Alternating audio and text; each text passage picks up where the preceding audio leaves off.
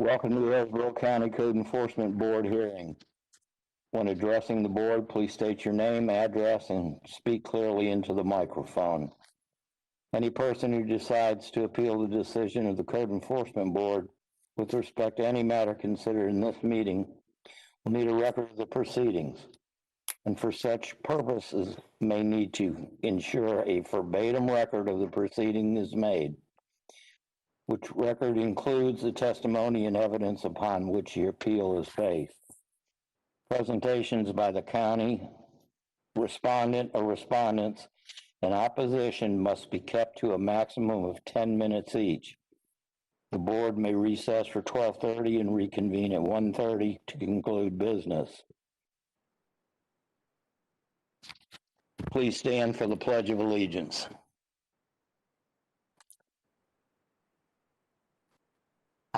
I pledge allegiance to the flag of the United States of America and to the republic for which it stands, one nation, under God, indivisible, with liberty and justice for all. Okay, can we have a roll call, please? Bordenaro. Here. Bolin. Here. Clayton. Here. Fitzpatrick. Lorenzen. Present. Urbanica. Wright. Here. Desario. You have a quorum, sir. Thank you. The Board of County Commissioners has not selected new members for the board. We will be having our election for chair and co-chair at the February meeting. I will need a motion approving the minutes of October 30th, November 20th, and December 18th. I move to approve the minutes of October 30th, November 20th, and December 18th. Do we have a second? Second. Okay, we have a second by Ms. Clayton. All in favor? Aye. Aye. Aye. Opposed? Motion carries. Ms. Meyer? Yes, sir.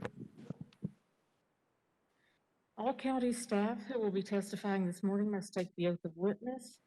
Please stand and raise your right hand to take the oath. And anyone who's appearing virtually also needs to be taking the oath. Do you swear or affirm the testimony you're about to give will be the truth, the whole truth, and nothing but the truth? I do. I do. I do.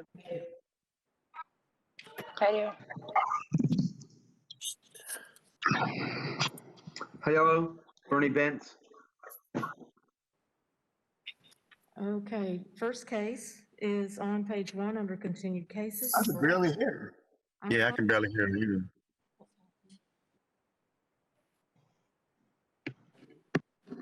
Okay, first case is on page 1, number 1, under continued cases, CE 2000-3165. The owner is Amelia Blanco Ruano, location 6928 Delano Avenue. This is from the December 18th hearing, and they were to come back with a translator so they could have their case heard. And I believe someone is here in the audience today. If you're here for this case, please come up now. I have 2 people signed in.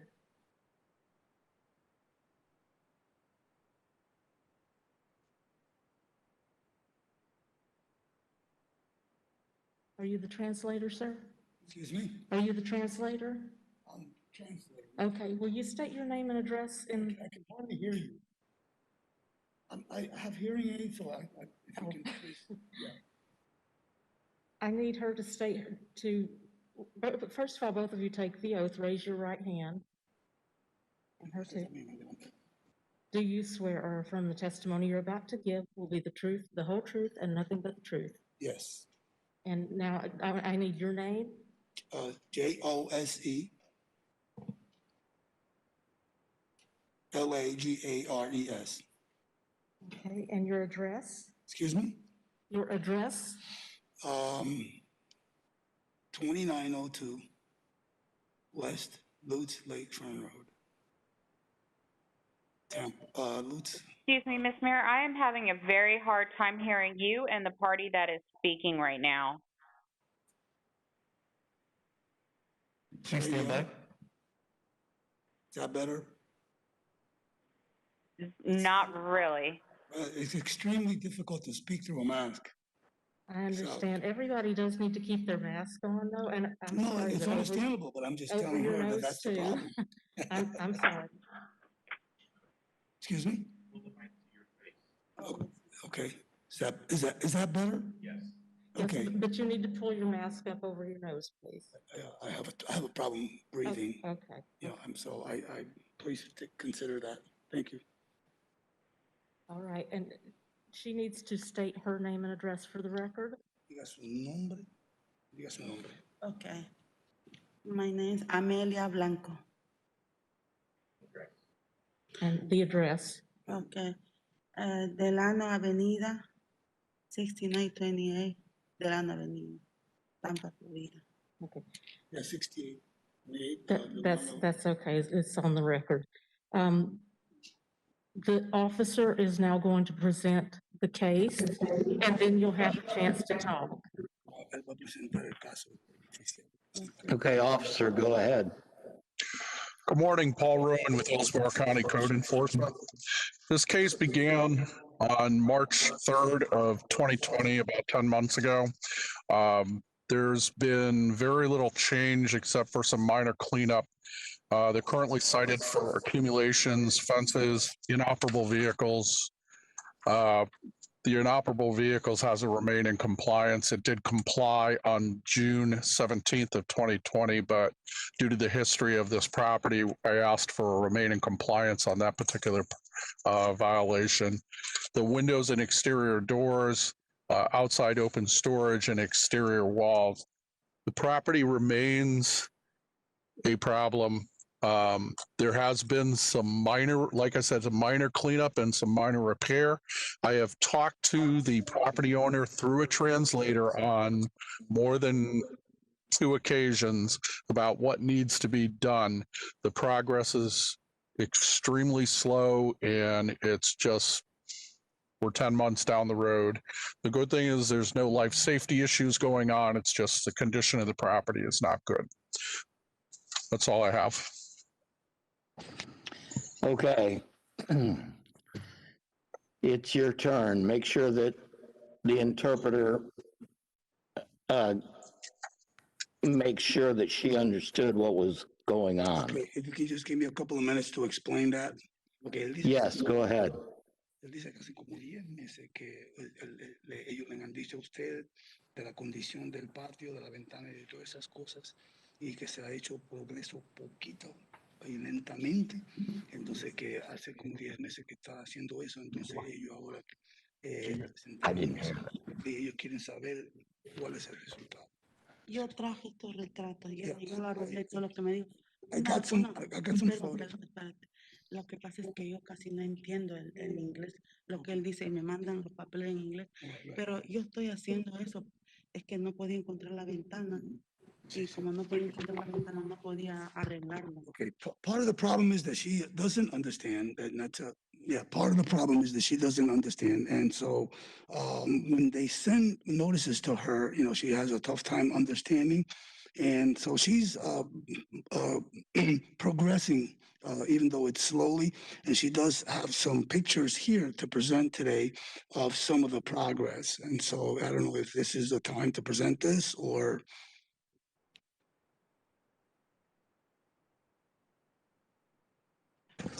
Yeah, she'll bring it to us. How long does she think it's going to take her to finish everything up? ¿Cuánto tiempo usted piensa que se va a demorar para terminar todo? un mes más, no Yes, sé. yes. De repente, no sé, que me digan en español todo lo que tengo o que usted lo puede leer, qué Sí, es lo sí, que por eso, necesito. sí, sí, sí. Yes, she says approximately about a month, and if you can please let her know as far as the progress up to this point, what needs to be done to terminate this, and she's probably, she's saying in about another month. Sí necesito hacer algo. De repente, no sé qué es lo que tengo que hacer. Okay, you're saying she needs another month. Yes. Okay. Board members, do you have anything? Officer Rowan, your testimony was that something was in compliance. Was that the inoperable vehicles and you're looking for a stay in compliance on inop only? Yes, they're still in compliance for inoperable vehicles, but the property has several previous cases. That's why I'm asking for the remaining compliance on that one violation.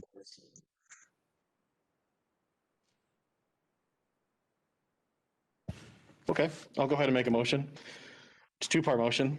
I move in case CE 200036165 that based on the evidence presented, I find the property is in violation of Hillsborough County codes or ordinances as listed in staff's presentation. Further, based on the gravity of the violation, the actions taken by the violator and the violator's history, I grant 45 days to come into compliance. If compliance is not achieved by that date, a fine of $100 per day be assessed on items 12.1, 12.4, 11, 7.2, 11, 7.9, and Z203. Furthermore, I move in the case CE 200036165, based on the evidence presented, I find the property was in violation of Hillsborough County codes or ordinances listed in staff's presentation for item PM 12.5 inoperable vehicles. I find that they are now in compliance with this code provision in order that it remain in compliance with this code provision. Do we have a second? Second by Mr. Boland. All in favor? Aye. Any opposed? Motion carries. You have 45 days. Next case, please. Okay, tienen 45 días. Okay. Me van a mandar un... Espéreme. Después yo le explico, pero porque yo quiero oír para poder explicarle. Okay. Is someone here virtually for the next case, CE 2001-6963? I was expecting a virtual appearance from the attorney on this one.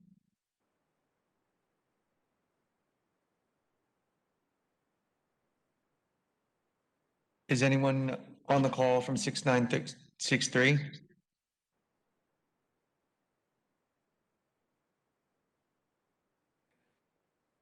I don't believe we're getting anyone. Okay, we'll move on then. Turn to page 2, and ma'am, oh, you can sit down. Next case then is on page 2, number 3. Case number CE 2000-2336. The owner is Jorge Caballero Santana, location 6211 North Grady Avenue. We have service. And Mr. Santana was supposed to come back with a translator, and I believe he is here.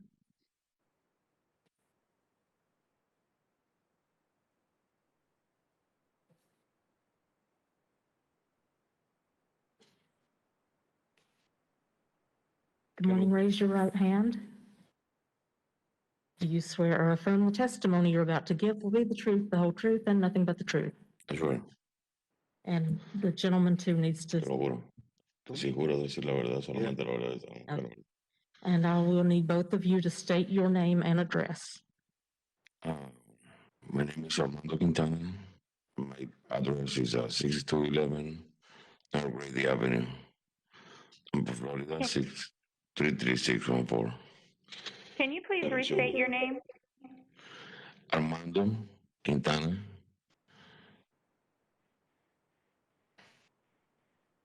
Thank Tu you. nombre y tu dirección. Mi nombre, Jorge Caballero Santana, tiene que decirlo, que tú eres el intérprete, ¿sí? ¿Ya? His name is Jorge Caballero Santana. His address is 6211 North Grady Avenue, Tampa, Florida, 33614. Thank you. And the officer will present their case first. Okay.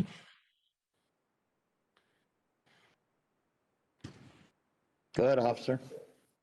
Morning, John Carey on Hillsborough County Code Enforcement, and may it please the board.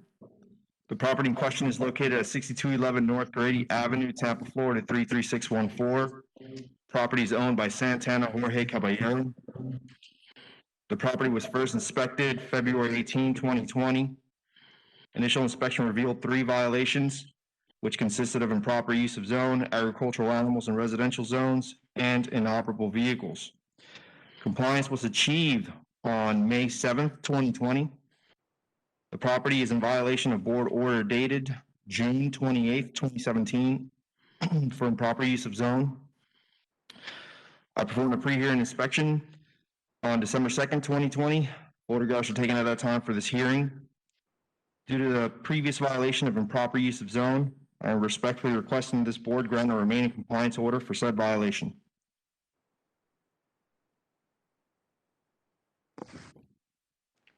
Okay, and the respondent, what do you have to say?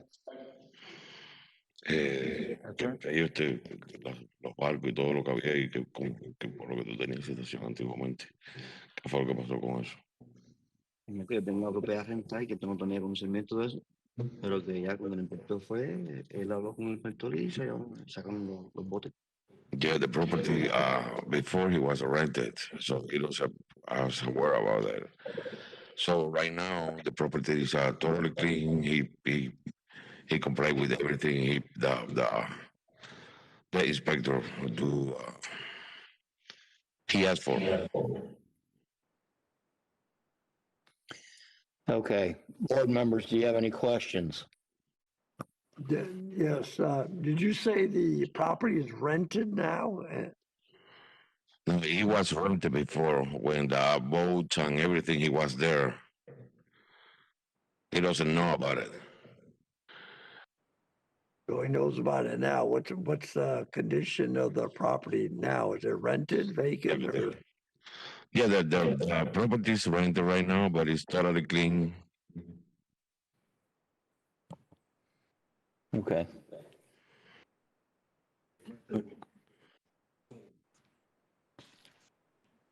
Yes. You want to make a motion? Stay in compliance. Ms. Clayton, go ahead and make your motion to stay in compliance. I move in Yes, case repeat. CE 2002336, that based on the evidence presented, I find the property was in violation of Hillsborough County codes or ordinances as presented. I find that the property is now in compliance with this code provision in order that it remain in compliance with this code provision.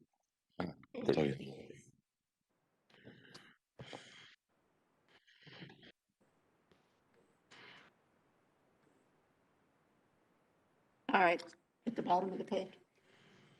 Okay, I'll change that. I move in case CE 2002336 that based on the evidence presented, I find the property is again in violation of Hillsborough County codes or ordinances as listed in staff's presentation. And previous date ordered 2017.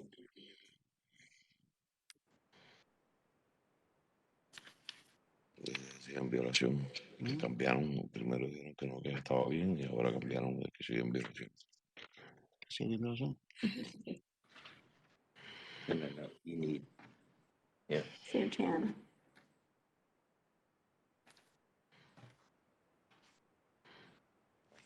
Oh. So, read this one. You put the date into it. Okay, so the previous order dated 06/28/2017. This constitutes a repeat violation as defined in Florida statutes. Further, I grant, what's in compliance? You still got to give them date. Okay, I grant 30 days to come into compliance. If compliance is not achieved by that date, a fine of $200 a day be assessed. Additionally, that a fine of $200 a day per occurrence be imposed for any repeat violations after compliance is achieved.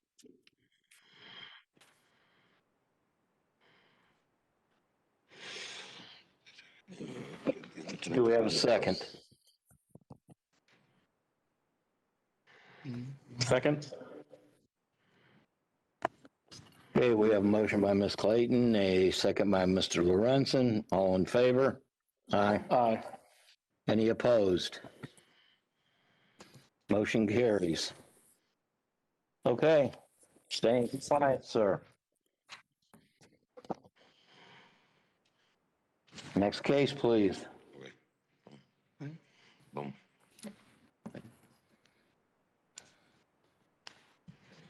Next case is number 4, case number CE 19016557. The owner is Fernando Saavedra and Casey Nguyen, location 11107 Old Hillsborough Avenue. And this case was continued from a previous hearing, and some parties are here. Good morning. And raise your right hand. Hi, how are you? I'm doing well. My name is Casey Nguyen, address 6406 North Central Avenue, Tampa, Florida. And raise your right hand. Do you swear or affirm the testimony you're about to give will be the truth, the whole truth, and nothing but the truth? Yes. Thank you. And can we go ahead and give the oath to the other party?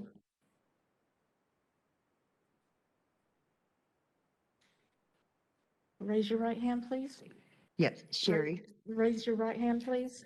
Do you swear or affirm the testimony you're about to give will be the truth, the whole truth, and nothing but the truth? Yes, ma'am. And your name and address? Sherry Fusen, 5323 Royal Oak Drive, Tampa, Florida, 33610. Thank you.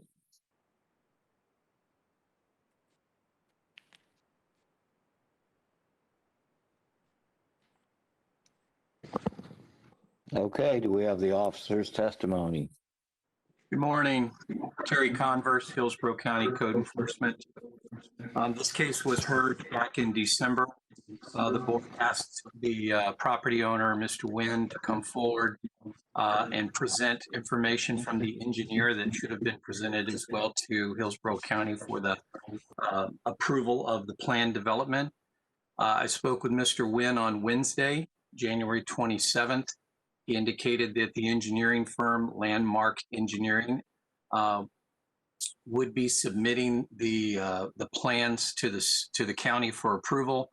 I got an email from them yesterday stating that they had turned in the plans to the county. The county issued a PCR for review, and right now it's sitting in the county's hands for review of the engineering drawings, and Mr. Nguyen probably has additional information. Okay, thank you. Sir, go ahead. That's most of it. I've printed out for you the certification of submittal from the engineer, but all of the information is online in the county system where anyone can just look and see the information they submitted. We are waiting on a PI number from them. It's in review right now with the county. So that's all we're doing is waiting for them. Once we get that, we get our permit, we start our work, and we'll be off. Okay.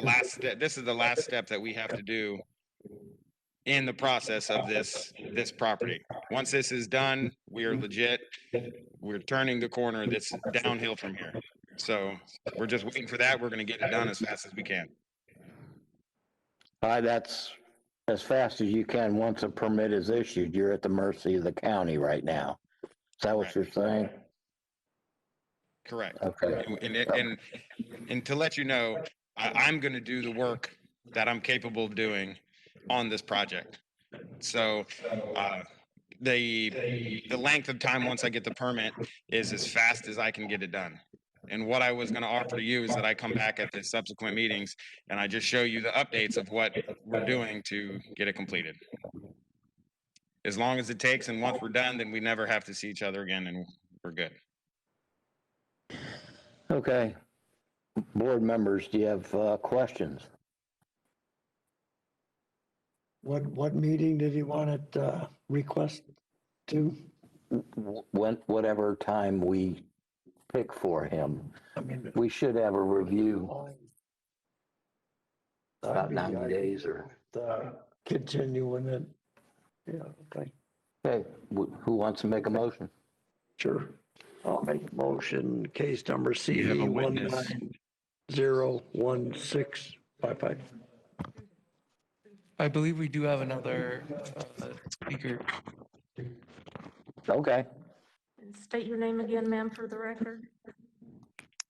State Hello. your name and your relationship while you're here.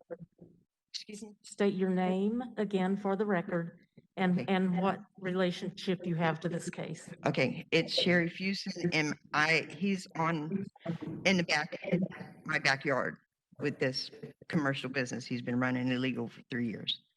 I talked to the building department and they said that they're going to be making their own court date because he hasn't complied with anything for them. Krista Hall has still got fines running for him. He's not completed anything. And he's got fines with the code enforcement already that has a lien against his property through Krista and the code enforcement.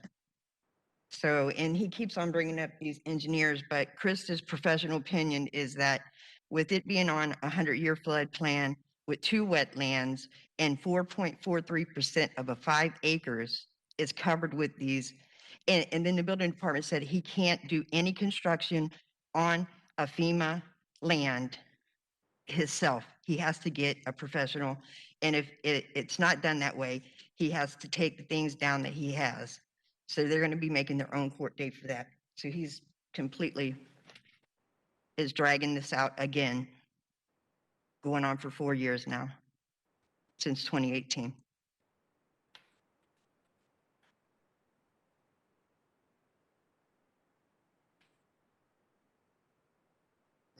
That can testify to what you said.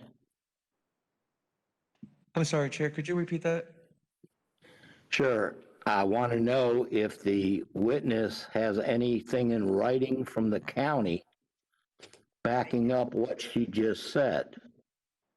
It's in the notes of the case. There's 3 different cases open on this. Okay, I but spoke with the you- building department yesterday, right before they closed, and he said he didn't hear from him whatsoever. Okay. I think he's just buying more time. Board members, our records do show that both of the prior cases are in compliance. We received affidavits of compliance from the departments. From the building department and Krista Hall? From Krista Hall, not the building department. We don't deal with the building department. Okay, the Their own one thing. that she approved was when it was residential. He does not have the Okay, approval I for the can't argue commercial. that fact, but she submitted an affidavit of compliance, so For the we've commercial zone complied. also? I'm sorry? The commercial. See, it was residential and they Ma'am, I switched can't it over. debate Ma'am, these ma'am, things with you. wait. This is other cases that are not before us. Ma'am, Yeah. she just said that she received notice that it was complied by Krista Hall. Right. You'll have to and I take was that up trying with to- somebody. You're not listening. You're going to have to take that up with somebody else. This board is dealing with the facts that are in front of us. Okay? Okay, and the fact is that he has a code enforcement case that has liens and a property cost that he hasn't paid to code enforcement already. He hasn't Okay. been with code compliance at all. Okay, show me something that says that. Every time I bring my evidence, I've done brought you guys maps, 50, 60 different paperworks on this. Ma'am, that's not what I asked you. I asked to show this board evidence of what you're saying. I don't have that with me, but I will get it Okay, today and bring thank it to you. you. I mean, All right, you're that- letting him drag it out. He's been dragging this out for 3.5 years now behind my property. If you had to live there, you would understand. I don't want to be here doing this. This is my Okay. private property. He gets to go home. I don't. I got to All go home to his year-round beach in my backyard that he gets paid $2,000 every 6 months from each person that goes back there, and he ain't paying taxes or anything, and he just continues to do it and no repercussions being done. Okay, ma'am. Yeah. You ready to make your motion? Yes. I move in case number CE 190165557 that we continue the case to the next hearing date of February 26, 2021. Second. Okay. We have a motion by Mr. Bolin, a second by Mr. Lorenzen. All in favor? Aye. Do we have any opposed? Okay, sir, you'll come back in 30 days and give us the progress. Ma'am, if you wish to come back, bring some proof with you, please. Next case. Turn to page 3, number 5. I just want to verify, is someone here virtually for this case? We have. I believe so. I Okay. believe that's Mary Poe. Okay. This is number 5, case number CE 2001-2366. The owner is Gosia C. Michaels and Mary C. Michaels, 8908 Navajo Avenue. We have service, and the parties are here virtually, and I will need them on the screen. Raise your right hand, please, ma'am. Do you swear or affirm the testimony you're about to give will be the truth, the whole truth, and nothing but the truth? Yes, ma'am. And state your name and address. My name is Mary C. Michaels. The address is 8908 Navajo Avenue, Tampa, Florida. Thank you.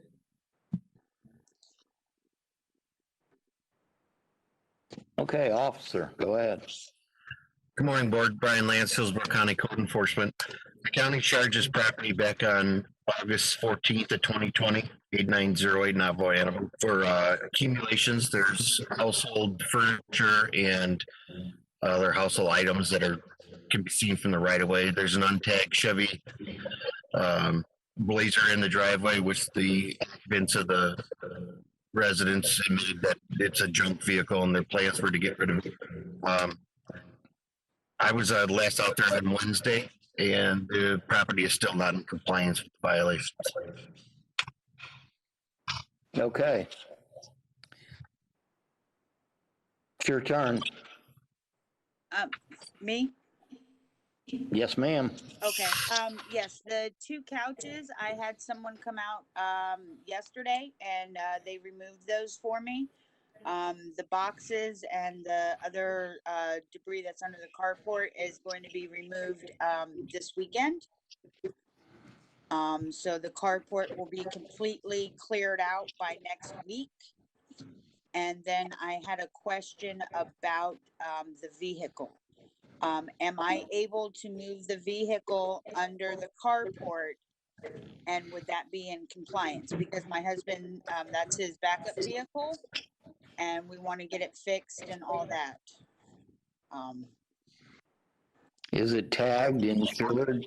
No, it's not tagged or insured right now because I don't have the money to tag and insure it because we have the one vehicle which is running. But once we get it fixed where it's running, then we will get it tagged and insured. It needs to be tagged and insured. Even if it's just sitting? Yes, ma'am. Okay. Okay. Board members, any questions? Miss Wright, we don't want to leave you out. How about, would you like to make a motion? Yeah, I'll make a motion. Go ahead. 1 second.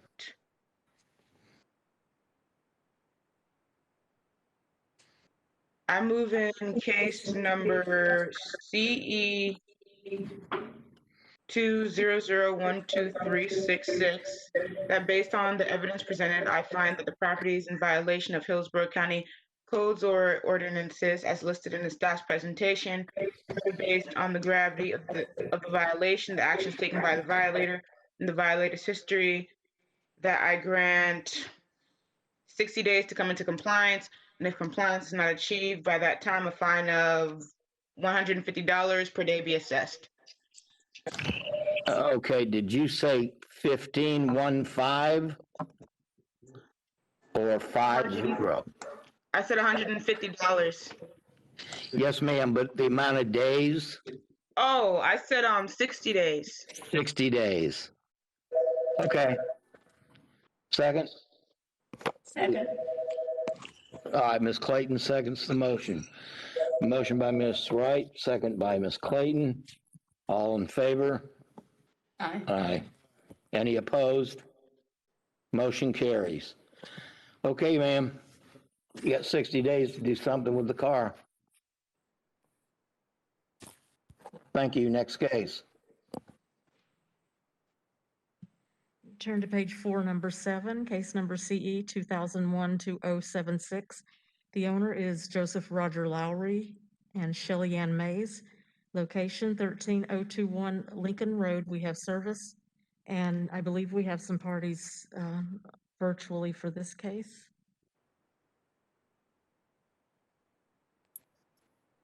Do we have Tanya Bland on? And can we get her on? I don't believe she's signed on. Okay, well, we can move to the next case then. Next case then is number 8, case number CE. Do we have someone for the next case before I call it? It's Treasure Cove MHP 2001-5967. I believe we have Paul signed up. Paul, yes, we have Paul. Okay. So this case is number 8 on your agenda, CE 2001-5967, Treasure Cove MHP LLC.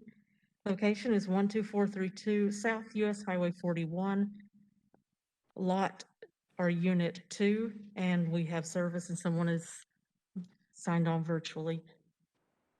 Good morning, sir. Raise your right hand, please. Do you swear or affirm the testimony you're about to give will be the truth, the whole truth, and nothing but the truth? I do. Sorry, I was muted. And state your name and address, please. My name is Paul Cummingore, and do you want my home address or company address?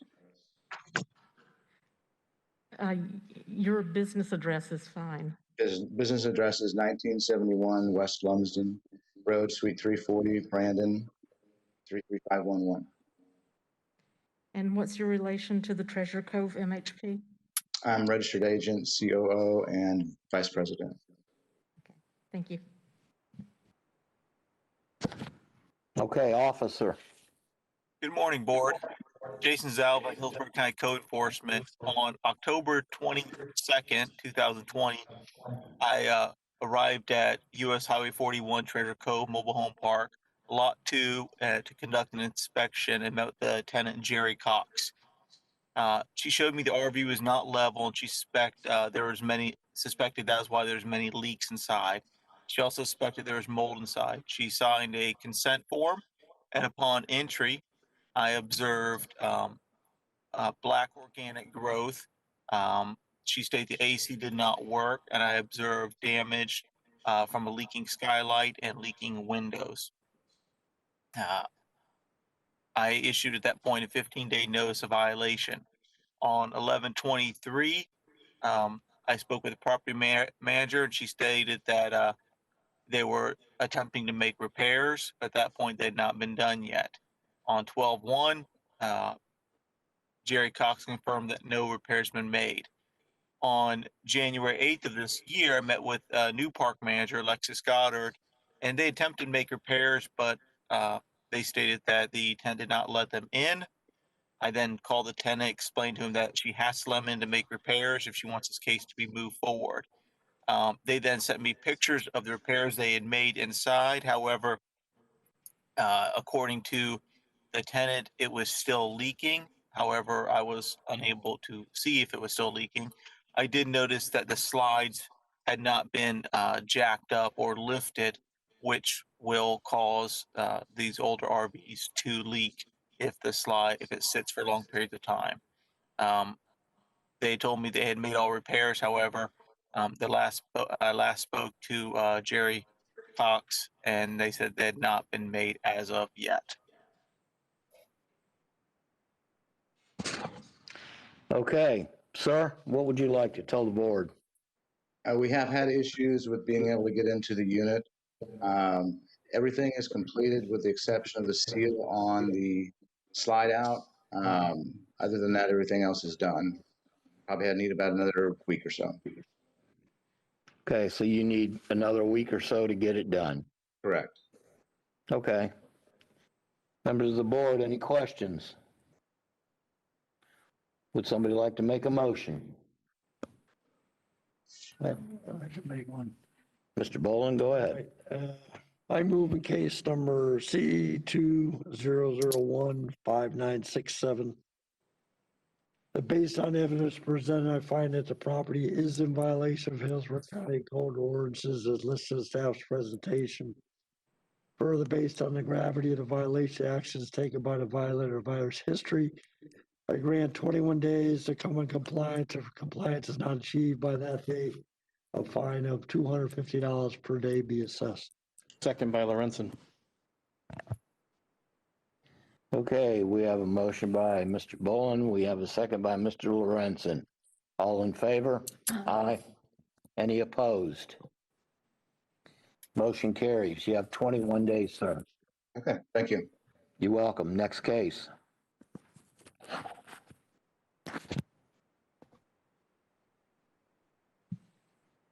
Do we have someone virtual for number 10 on the agenda? I believe we have Felix Chan on the line. Turn to page 5, number 10, case number CE 2001-2094. The owner is Maria Elaine Gozum Chan, 405 Valencia Park Drive. We have service and the parties are here virtually.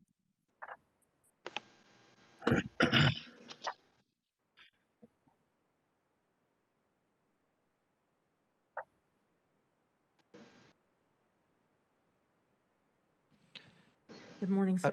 I believe we're looking for Felix Chan. Yes. Here? Can we get him on screen? Good morning. Raise your right hand, please. Do you swear or affirm the testimony you're about to give will be the truth, the whole truth, and nothing but the truth? I do. And state your name and address. Felix Chan, 405 Valencia Park Drive, Sefner, Florida, 33584. Thank you. Are you the husband of Maria? Yes, ma'am. Okay, thank you. Okay, officer. Good morning. Tyrone Lee, Hillsborough County Code Enforcement Officer. I inspected a property located at 405 Valencia Park Drive. Initially, it was inspected on August 11th of 2020, where it was cited for pool sanitation and overgrowth. There were several inspections thereafter. And on October the 19th, 2020, I met with Mr. Chan and inspected the property, and both the pool sanitation and the overgrowth were complied. On January the 19th, 2021, I met with Mr. Chan and issued him a combo notice to request a remaining compliance. This property has prior cases from 2018 and 2020 for both the same violations of overgrowth and pool sanitation. On January the 28th, just yesterday, I met with Mr. Chan and inspected the property. The overgrowth remains in compliance. However, the pool sanitation was back. The violation was back. Half of the pool was back dark green, couldn't see a portion of it. So today, Mr. Chan did tell me that he was going to drain the pool again later that evening, and he wanted me to come back at like 4:30. I told him that I couldn't come back at that time. Here we are, hoping to find him in compliance today in both violations and looking to get a remain in compliance. Okay. Sir, Yes, sir. it's your turn. Yeah, everything he said was true, and if I could have encouraged him to, or to get back, around 2-3 hours later, he could have seen that the pool was in compliance. Also, I sent an email to your guys, pictures this morning of the yard and the what do you call it, the pool. That I am in compliance. Okay. All right, members of the board, do you have any questions? I have a question, actually probably directed to Carmine. Carmine, are you on? Yes, go ahead. The question, I guess, is for the testimony of the officer that the pool sanitation is not in compliance. What we're asking for, at least on our forms here, is for a order to stay in compliance. Are we looking for a compliance for the overgrowth and we're going to re-site for the pool sanitation, or how do we handle that? For today's purpose with the board, we're looking for a remain in compliance. I don't think it's appropriate to the day before we can comply it, but to reissue. It is evident, I do have the photos up that the homeowner sent in, if you want to take a look at them, and you can see that there is a majority of the water drained, but you could see the debris still in the bottom. It doesn't, he is still necessarily in non-compliance. I guess that's my question. If you read the statement for an order to stay in compliance, it says that the property is now in compliance, and the testimony is that it is not. And what more are you looking for me to address as far as the answer to your question then? So we're at an issue where, yes, he is, when the inspection was done and the charges were filed through for the hearing, the condition violations were that he was in compliance at that time. And I think the action showing here that he is now in non-compliance at the time of this hearing indicates the importance of a remain in compliance order at this point. So I would address that as the condition violations that were presented today, that we supported the need for the remain in compliance, and that's what we're pursuing. And we can do a follow-up inspection, and he will either be in compliance or be in non-compliance based on the court order.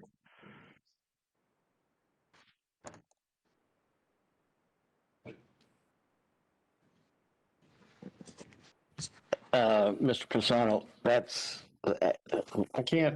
not going to work. Our order here would say that I have found the property was in violation. Our testimony we're getting now is that it is not in violation. I do not understand how we could order them to remain in compliance when it is still not in violation. Does that help?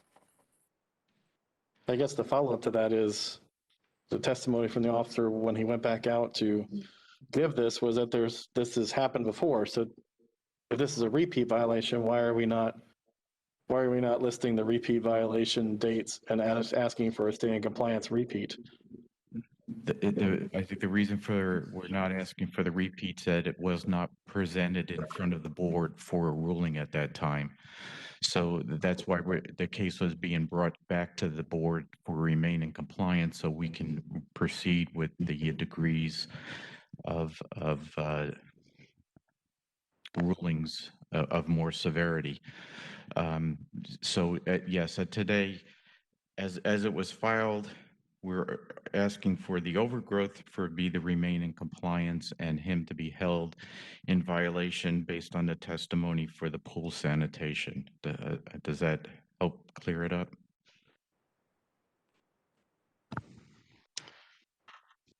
I think so. I still have concerns with the language, so I'll address that in my motion. I'm prepared to make a motion, Mr. Chairman.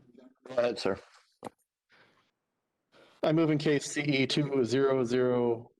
200129094 that based on the evidence presented, I find the property is in violation of Hillsborough County Codes or ordinances listed in staff's presentation.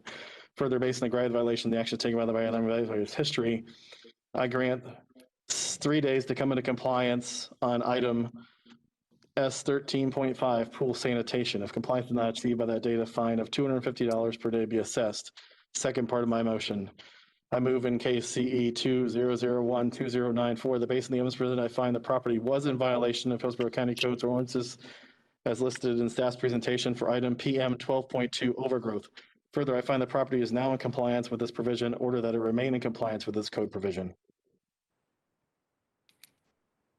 Do we have a second? Second. Second by Mr. Bowling. All in favor? Aye. Aye. Opposed? Motion carries.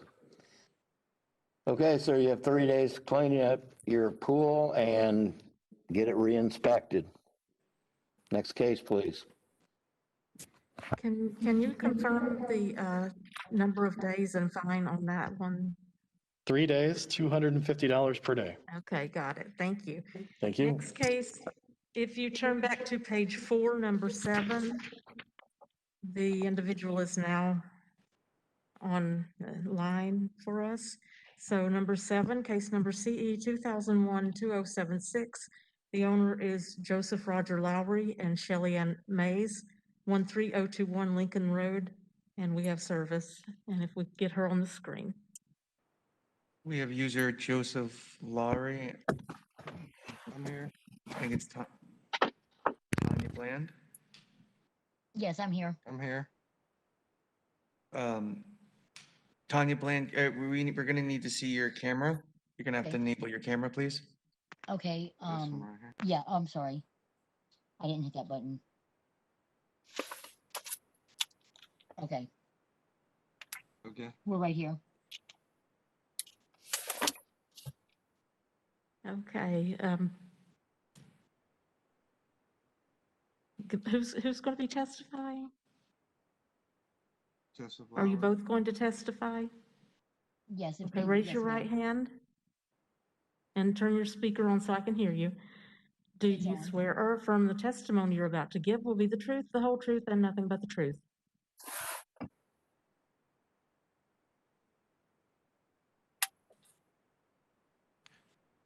Do you have your microphone on? Can you hear us still? It looks like you're losing signal there. Joseph and Tanya, it looks like we're getting a low bandwidth issue. You might be having a connection issue.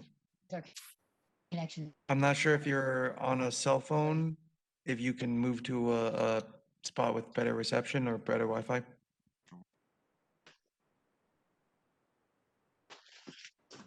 Hello, we're getting closer to the Wi-Fi. Yeah. Excellent, we have your video back. Okay, let's try this again. Oh, it looks like it's loading It's still again. glitchy. Getting closer to the Wi-Fi if you can hear us.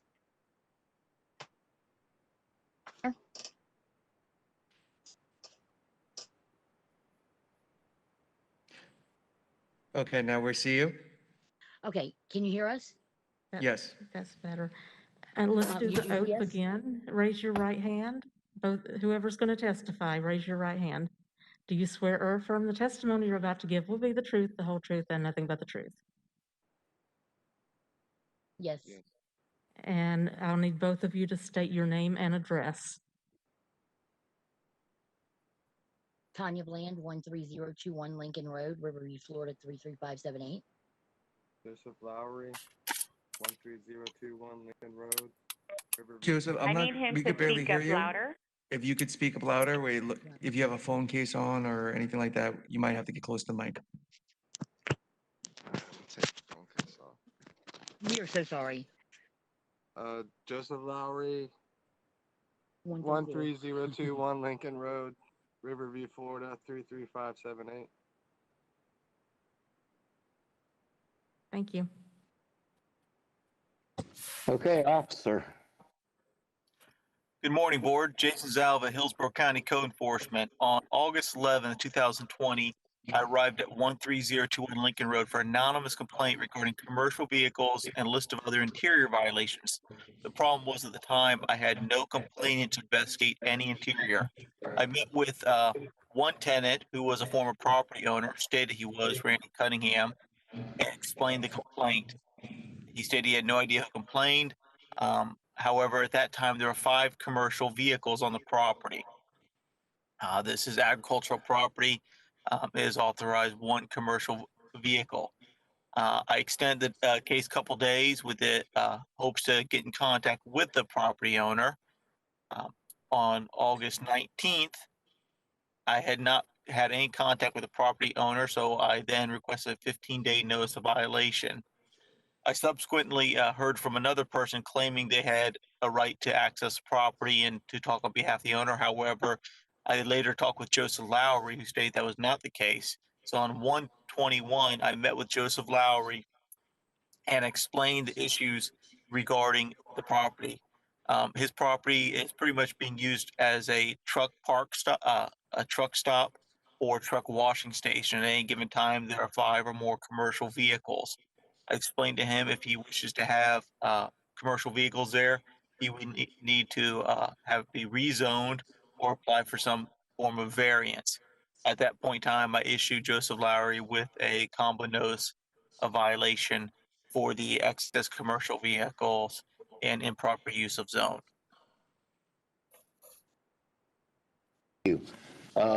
Which one do you wish us to speak first?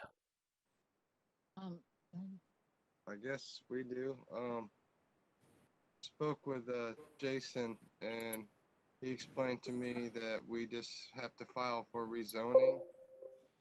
And I need you to speak into your microphone on your phone, sir. I can barely hear you. Yes, ma'am.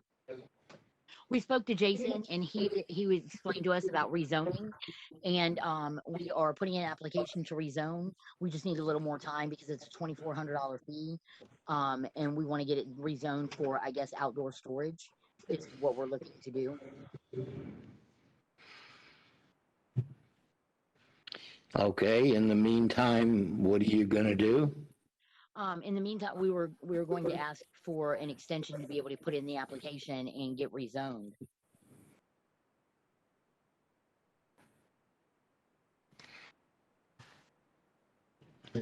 Got any questions, board members? Go ahead. Yes. Have you removed the commercial vehicles? Are you planning on not having any vehicles there while you go through the process? If that's the requirement, then yes. We didn't know that was one of the requirements. When I spoke to someone at the planning commission, they didn't state that.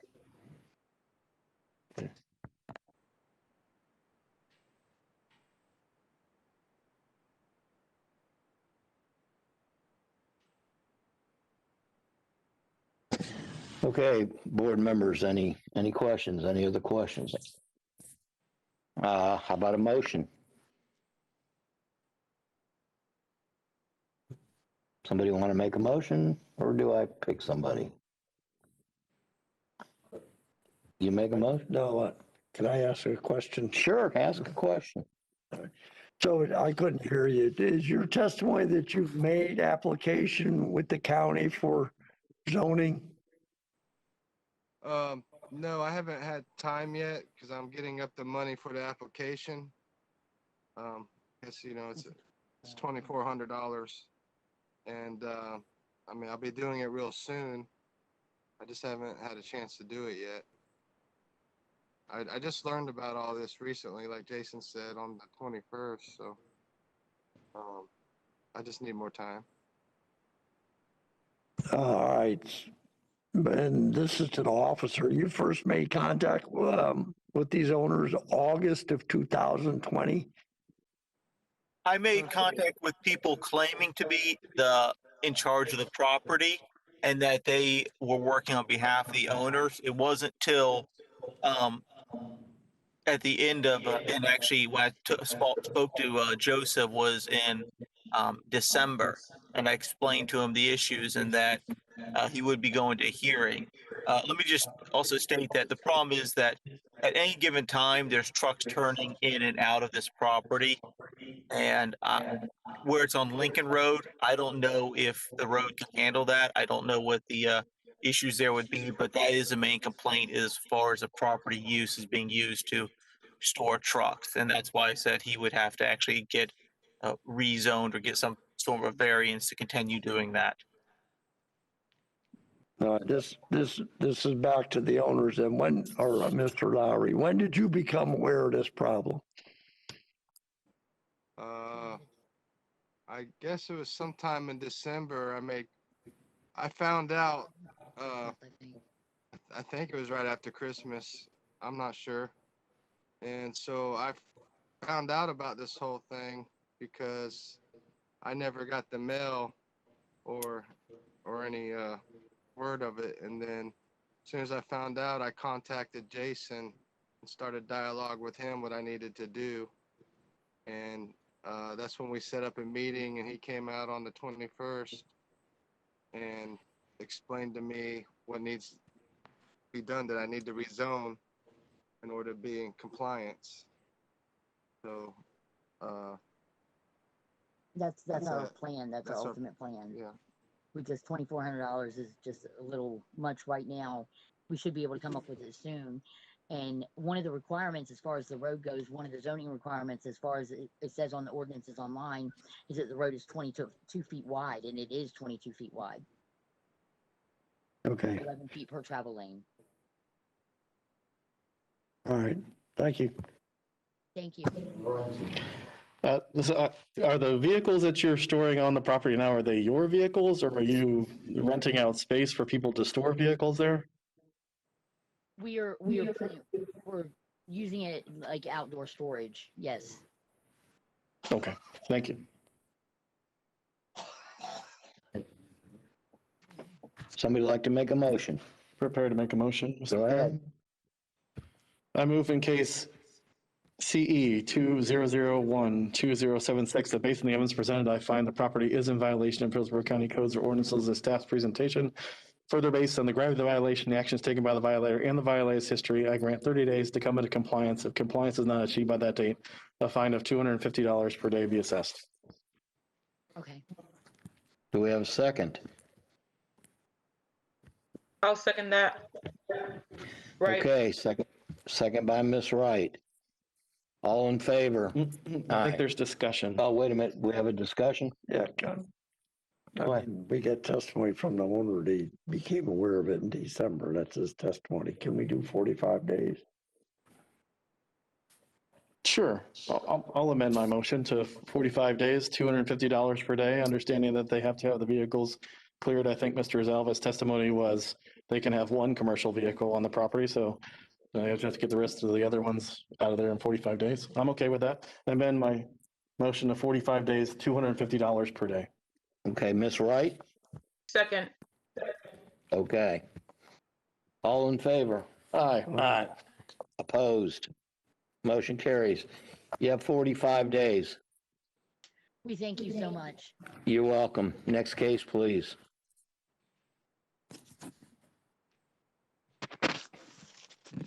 Okay, do we have someone online for number 11 on the agenda?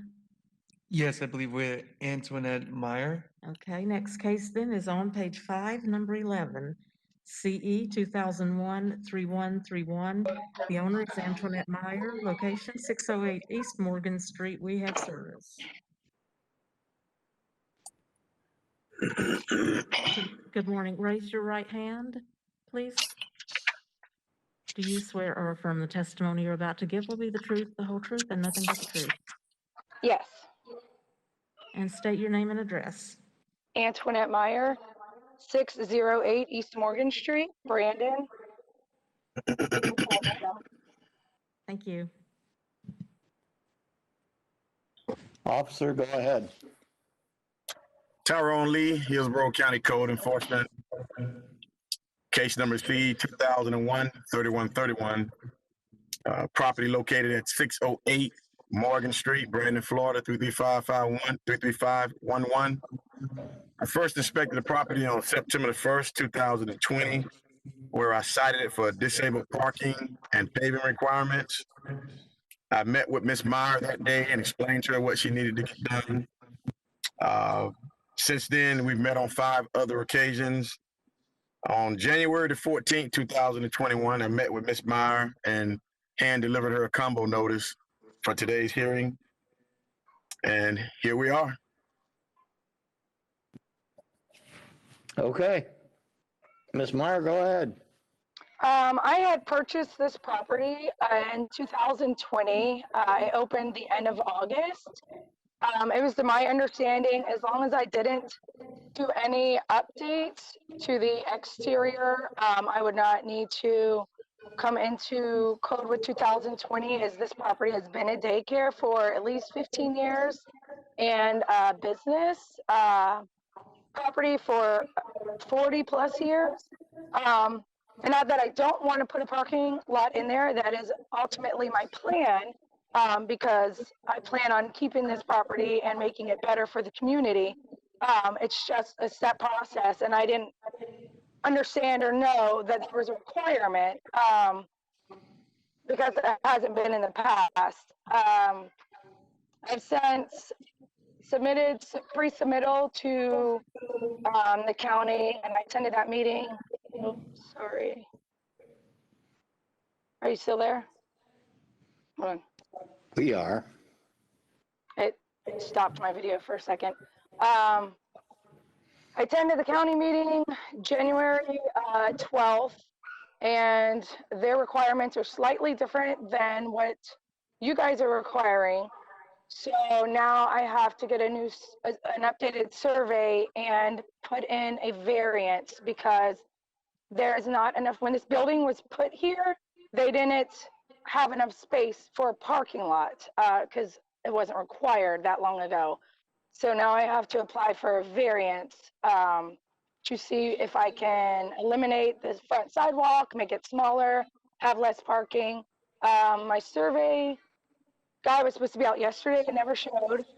So I'm hoping he will show today and get the results back in 2 weeks, 1 to 2 weeks. They tell me it takes to get the results back. And at that point, submit a variance. And then after our variance hearing, submit our site plan to see, to have the parking lot put in. Unfortunately, it's a long process. I'm kind of almost in the hands of the county, at the same time in the hands of any contractors that come out and do the work. Okay, how long do you think it's going to take you? My engineer told me, I guess the variance hearings are once a month. So if we apply by I want to say he said by the 15th of February, it'll be 2 months later before we attend that hearing. So that's about 2.5 months before we can attend the variance hearing. And then I guess how long, I'm not sure how long it takes once we submit our site plans. Once we attend that variance to see what they're going to allow us or not allow us to do, then we will submit our site plan to the county to have it done. Okay, members of the board, do you have any questions? Any questions? Okay, my thoughts on this would be to continue this for approximately 90 days to have her come back and tell us where we are. That is just my opinion. Would somebody like to make a motion? Mr. Lorenzen? Sure, I'd be happy to make a motion. First of all, thank you in advance, Ms. Meyer, for going through the process and going through and taking care of it the right way. I move in case CE 2001-3131 that based on the evidence presented, I ask that we continue this case for 90 days. Second. Okay, we had a motion by Mr. Lorenzen, second by Ms. Clayton.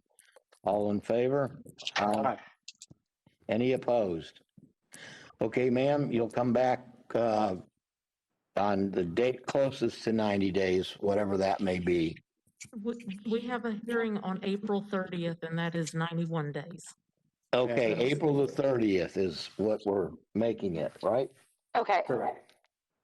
Okay, so you'll return, let us know what the progress is, where you're at. I definitely will. Thank you so much. All right, thank you. Next case, Thank you. please.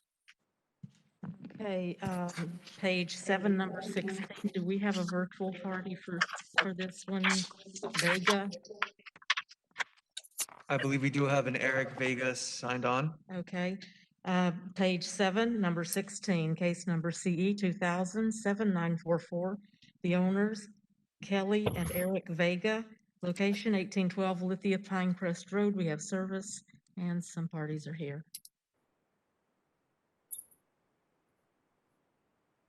Mr. Vega, if you can unmute your microphone. Yes, good morning.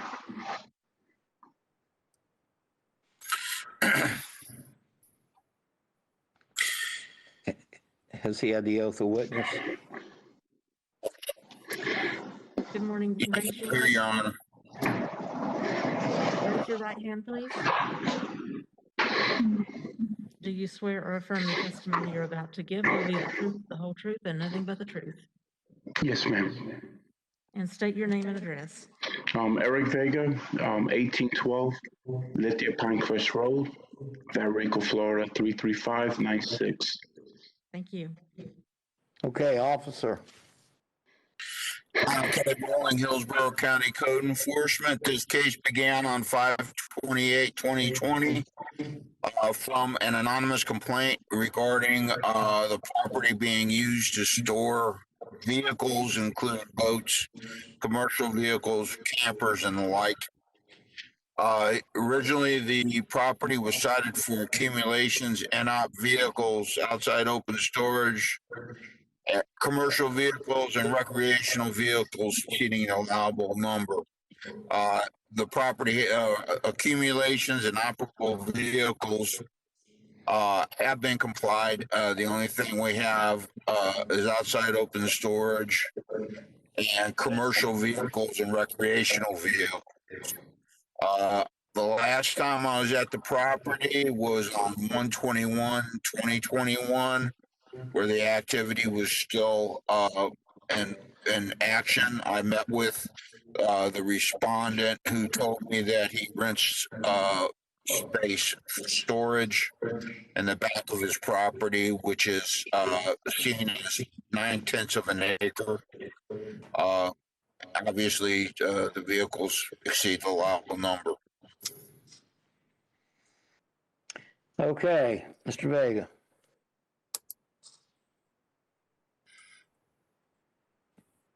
This is all new to me. Mr. Vega, could you repeat that? You were muted for a second. I'm sorry. I do want to apologize. I did not know, this is new to me, that the house is zoned for agriculture, and I was allowing vehicles to be stored on my property. I did not become aware of it until June of last year, when I got a enforcement action pending letter. Because I own a business, we were hit hard financially because of COVID. But I did turn in an application requesting a variance to rezone the property. I didn't get any phone call or email back from the department. So I'm here today to ask for a variance. I want to rezone the property to commercial general. So we do not rezone property. That's not part of our function here. Okay? Okay. That you need to take up with the zoning department. Okay. Okay? Yes, sir. All right. So then my next question would be if if I may request at least maybe like a 90-day extension to get the process started.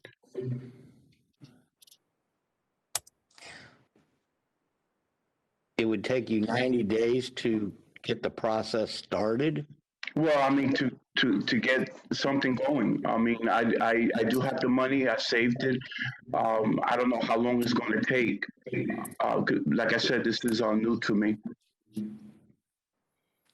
Okay. Mr. Lorenzen. Sir, have you removed the vehicles from the property? Are you now in compliance? There was two that were not inoperable and they were removed. There is a picture that Mr. Bowen showed about limbs. That's been removed, so that's been cleaned up. But because I was hoping to get to rezone the property, no, sir.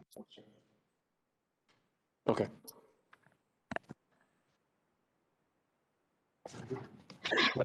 This is for the officer. The outside open storage on the pictures there, is that just the vehicles that are there, or is there more? The vehicles, the boats, I'm sorry, I didn't mean to interrupt you, Mr. Bowen. Go ahead. The vehicles, the boats, the trailers, excuse me, the commercial trailers. There are times commercial vehicles as far as trucks, etc. They come and go. And yes, that's all part of the outside open storage. I had suspected that this was that the property is being rented to the owners of these vehicles as a storage facility, which was confirmed by Mr. Vega's honest person the day that I served him his notice of hearing, notice of violation. Obviously, I could not add that violation on because it had already been put in place. So yes, that's what the outside open storage is for. All right, so if the vehicles are gone, it takes care of the open storage issue? It'll take care of everything because obviously even the non-cited improper uses known would be taken care of, because obviously if the vehicles are gone, he's no longer renting them, or renting the space for storage. So sure. Okay, thank you. Okay, somebody like to make a motion? I'd be happy to make a motion, Mr. Chairman. Go ahead. I move in case CE 2007944 that based on the evidence presented, I find the property is in violation of Hillsborough County codes or ordinances of the staff's presentation. Further, based on the gravity of the violation, the actions taken by the violator and the violator's history, I grant 45 days to come into compliance. If compliance is not achieved by that date, a fine of $250 per day be assessed.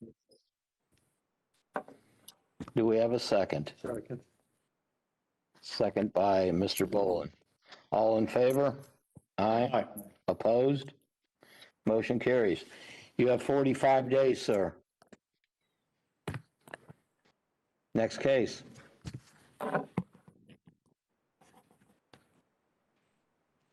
Turn to page 8, number 17, case number CE 2001-1564.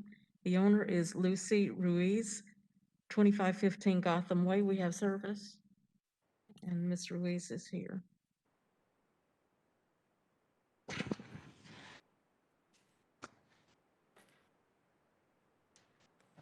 Good morning. Raise your right hand, please. Do you swear or affirm the testimony you're about to give will be the truth, the whole truth, and nothing but the truth? Yes. And state your name and address. Lucy Ruiz, 2515 Gotham Way, Barrico, Florida. Thank you. You're welcome. Officer, go ahead. Donald K. Bowen, Hillsborough County Code Enforcement. In this case is a rather old one. It began with another overgrowth and fencing. The overgrowth has since been complied. The only issue with the fencing, as you can see, is on the left side of the residence and the back portion of the residence where their fence slats are rotting and falling over. And also in some attempts to, I guess, rig up the, shore up the fencing. Nails go through the, have gone through the slats and actually into the neighbor's side of the yard, endangering, they have children and et cetera, endangering the people occupying the other side of the property. That is the only violation now. And to her credit, she has been making efforts. She has complied like 50% of the fence on the other side. The only thing we have now is the back and the left side of the fence that need to be taken care of. Okay, ma'am, it's your turn. Like Mr. Bolin said, I have been working, repairing the fence, the right side and left side. That was my understanding that needed to be done, and I did it. It was on January 22nd that I found out that I needed to do those 3 other panels. And due to financial hardship, I'm requesting at least until March 30th to do it. So you need about 60 days, is that what you're saying? Yes. Okay. Board members, any questions? Ms. Wright, not to leave you out, would you like to make a motion? I have a question. Okay, wait a minute. It's for the homeowner. Ma'am, the testimony from from staff is that there's a portion of your fence that you have repaired that is a safety issue towards your neighbor. Assuming that we have the ability to give you time to do the back sections of the fence, is it possible for you to address that particular issue and modify those nails or screws or whatever it is in a shorter time frame?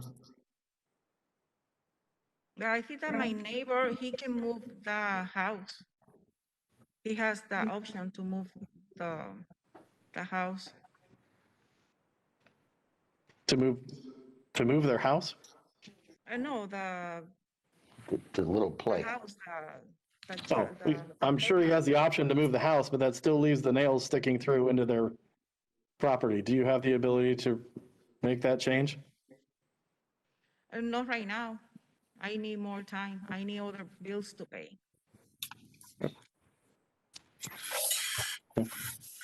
Okay. I'm always the one fixing the fences with my 2 neighbors. Hurricane, I'm the one fixing the fences. They don't do anything to help. But I'm willing to do it. Either remove the whole fence, because financial situation, I don't have a lot of option to be maintaining the fence, but I like having a fence. But if I had to remove the whole thing, I will do it. Officer Bowling, does removing the fence remove the violation? She has that option to remove the fence, yes. The only problem is this. She has a very large dog, Now, I became acquainted with the dog and had no problems, but it frightens the neighbors, and there's a small child on the other side of that fence that may have a different reaction. The dog may react differently, so there may be a safety issue. Thank you. Okay. Excuse me, my neighbor, he has dog too. My 2 neighbors on the right and left, they have dogs. Okay, we don't need to get into dogs I and have children whatever. as well. I have children at home as well. Okay, we understand that. All he was trying to make the point is if the fence was removed, you would be in compliance. But what you do with your dogs, ma'am, I'm not finished. What you do with your dogs, that's up to y'all, okay?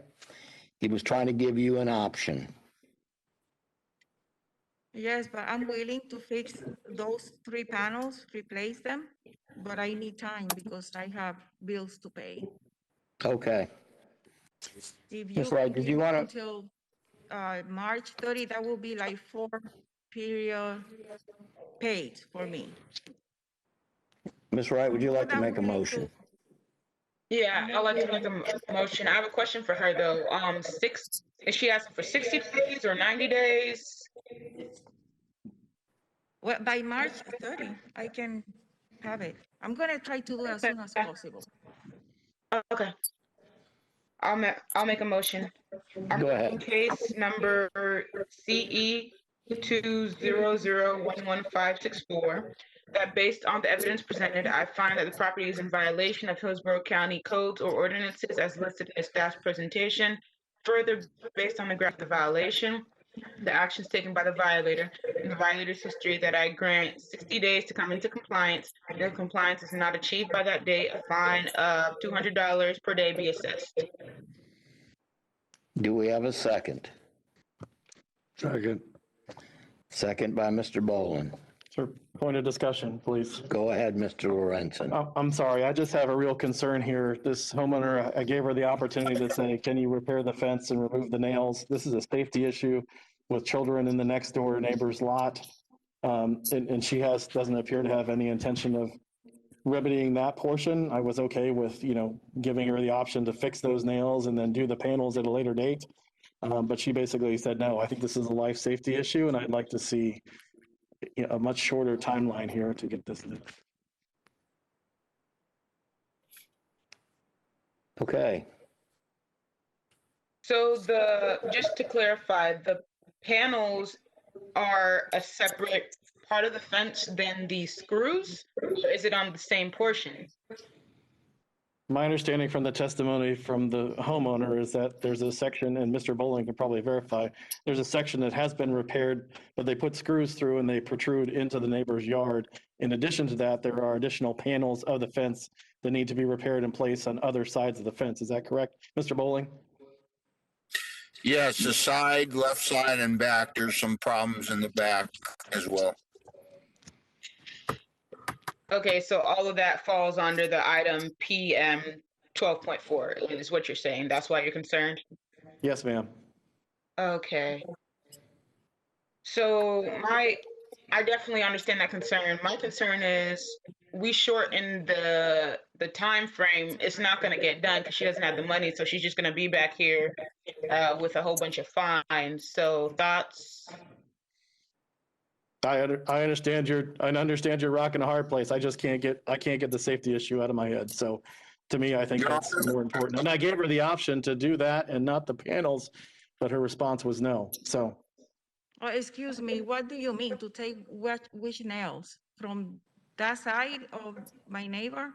Which nails? Your Honor.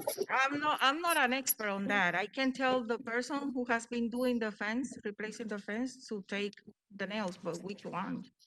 I don't know if Mr. Bowling can come and we can meet and he can show me the nails. I can take them out or remove the 3 panels of the fence until I can buy new fences, new panels.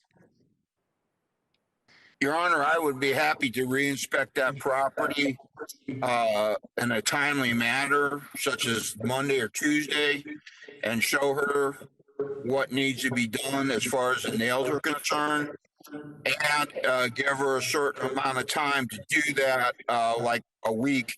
And if she does not, I can also, I'd be happy to recite her for nuisance conditions and do the notice of hearing as a violation for September on the separate matter. That seems like a win-win for everybody. Mr. Wright, are you okay with that? Yeah, that's fine. Okay, so we're staying with your motion of 60 days, $200 a day. And Officer Bowling is going to go out and he is going to check the nails and if need be, recite for that. That's where we're at, correct? All right. Okay, did we have a second on that? I'll second that motion. All right, Mr. Lorenzen, second. All in favor? Aye. Opposed? Okay, motion carries. Do you understand, ma'am, what's going on? Yes, Mr. Bowling and I were going to meet either Monday or Tuesday. That you'll get with, Officer Bowling will get with you and let you know.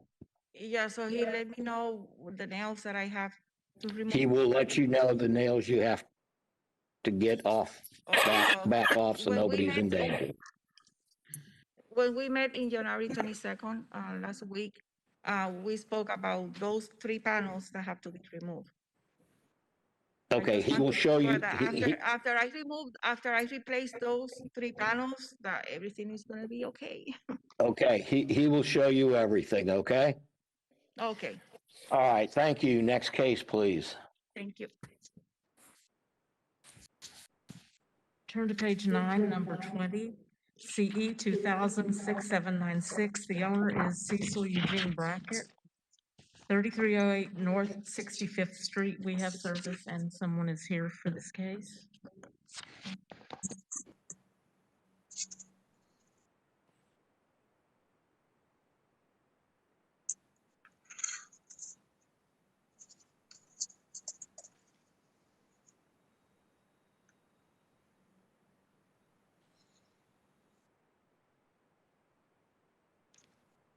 Good morning. Raise your right hand, please. Yes, Do you swear or affirm the testimony you're about to give will be the truth, the whole truth, and nothing but the truth? yes, it will. And state your name and address. Cecil Brackett, 3308 North 65th Street, Tampa, Florida, 33619. Thank you. Officer?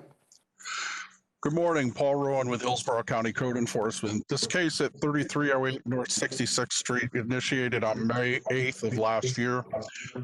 The property owner and I had a discussion approximately 6 months prior to that on the conditions of the property. This ended up being a citation based on a sweep of the area. Several houses were hit in that area. The property owner, the property is zoned RSC 9 and is not homesteaded. The property taxes for 2019 and 2020 have not been paid, but the property is not in foreclosure.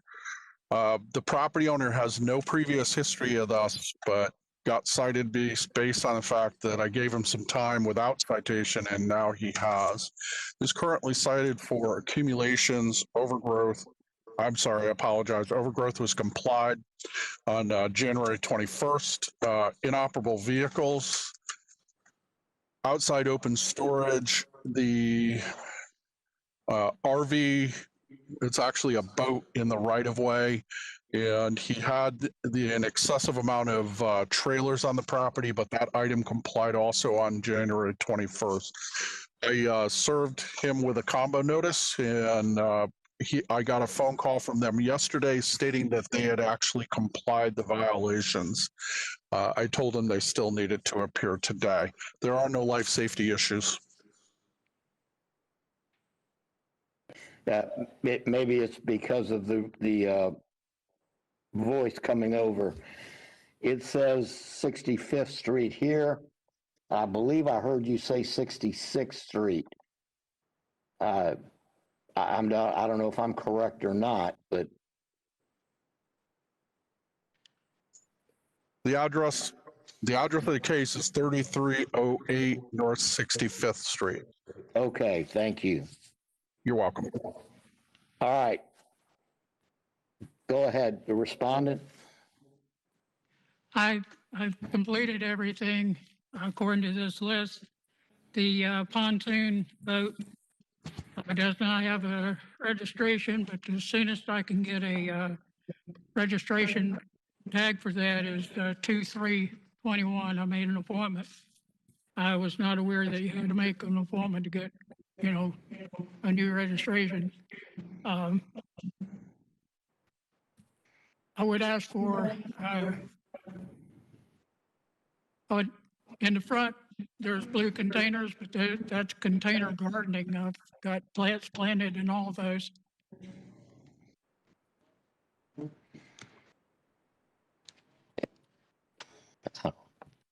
Okay, so you're saying that there were some containers there, and those are actually planters, not containers?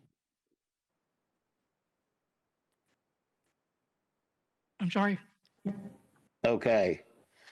Mr. Rowan, Yes, sir. okay, she's saying they're planters with plants in them. She's talking about the ones in the front yard. That's not what she's cited for. She's cited for the accumulations and outside open storage of all kinds of things in the backyard. All that's gone. Okay, all that's gone? Okay, good. All right, any board member have any questions? Yeah, I do. Go ahead, Mr. Bowler. Officer, you said the property owner's made progress on these violations? Yes, sir. It didn't happen until the combo notice was served, and I was reported to me yesterday. They had called me and asked me and said that they had complied all the violations, but being that it was 24 hours prior to the hearing, I wasn't going to make a site visit. I was going to let it come to hearing. Yeah, that's fine. So the owner's cooperated, what you're saying, correct? Say that again. And the owner is cooperating and clearing up these violations? He is now, yes. Well, that's good. And, If I could add, and then this question is for the owner. Since you seem to be cooperating per the officer, how much longer to clear up this case do you think you need?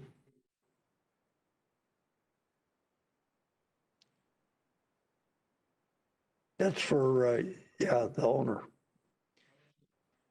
Did you hear the question? I'm sorry, I can't hear it.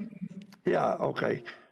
So, How go ahead. much more time do you need to clear everything up? At least 2 weeks. Is that going to encompass What'd she your say? meeting? So I have a February 3rd appointment to get the registration for the pontoon. What's the date on it? 2/3/21. Okay. Did you copy that, Mr. Boland?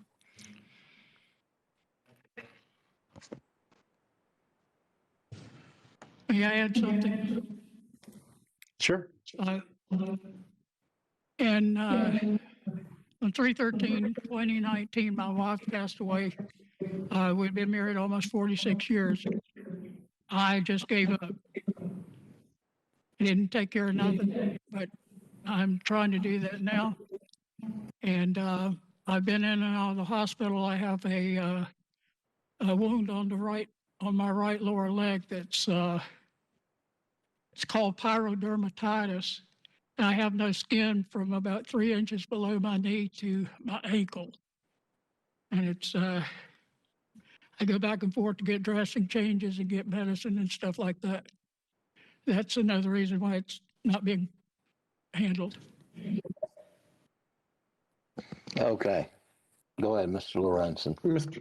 Officer Rowan, the testimony from the owner is that she's going to get, I guess, tag for the pontoon boat. And the way I read the violation, the issue is that it's in the right of way. It needs to be moved out of the right of way, or it just needs to be tagged? That's correct. Actually, during my original discussion, that's what attracted me to the property to talk to them about. The pontoon boat, as long as it's registered and moved into the backyard with a 7-foot setback from the property line, can stay on the property. Okay, thank you.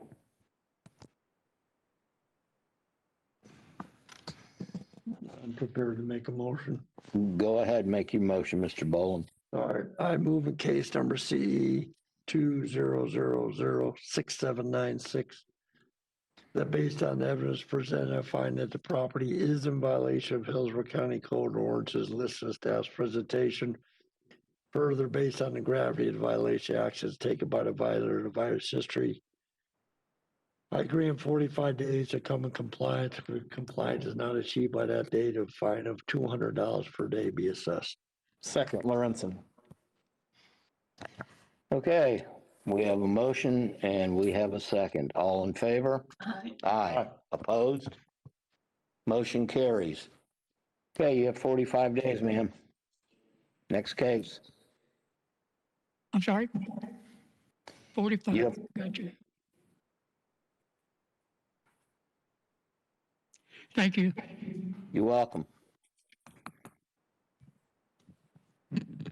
Next case is on page 10, number 21, case number CE 2100-0232. The owner is Edunis Perez Sarmiento, 6512 East 23rd Avenue. We have service.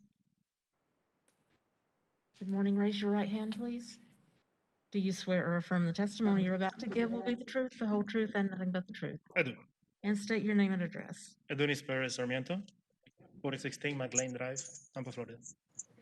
Thank you. And board members, there's also one more case. The next case is also his case.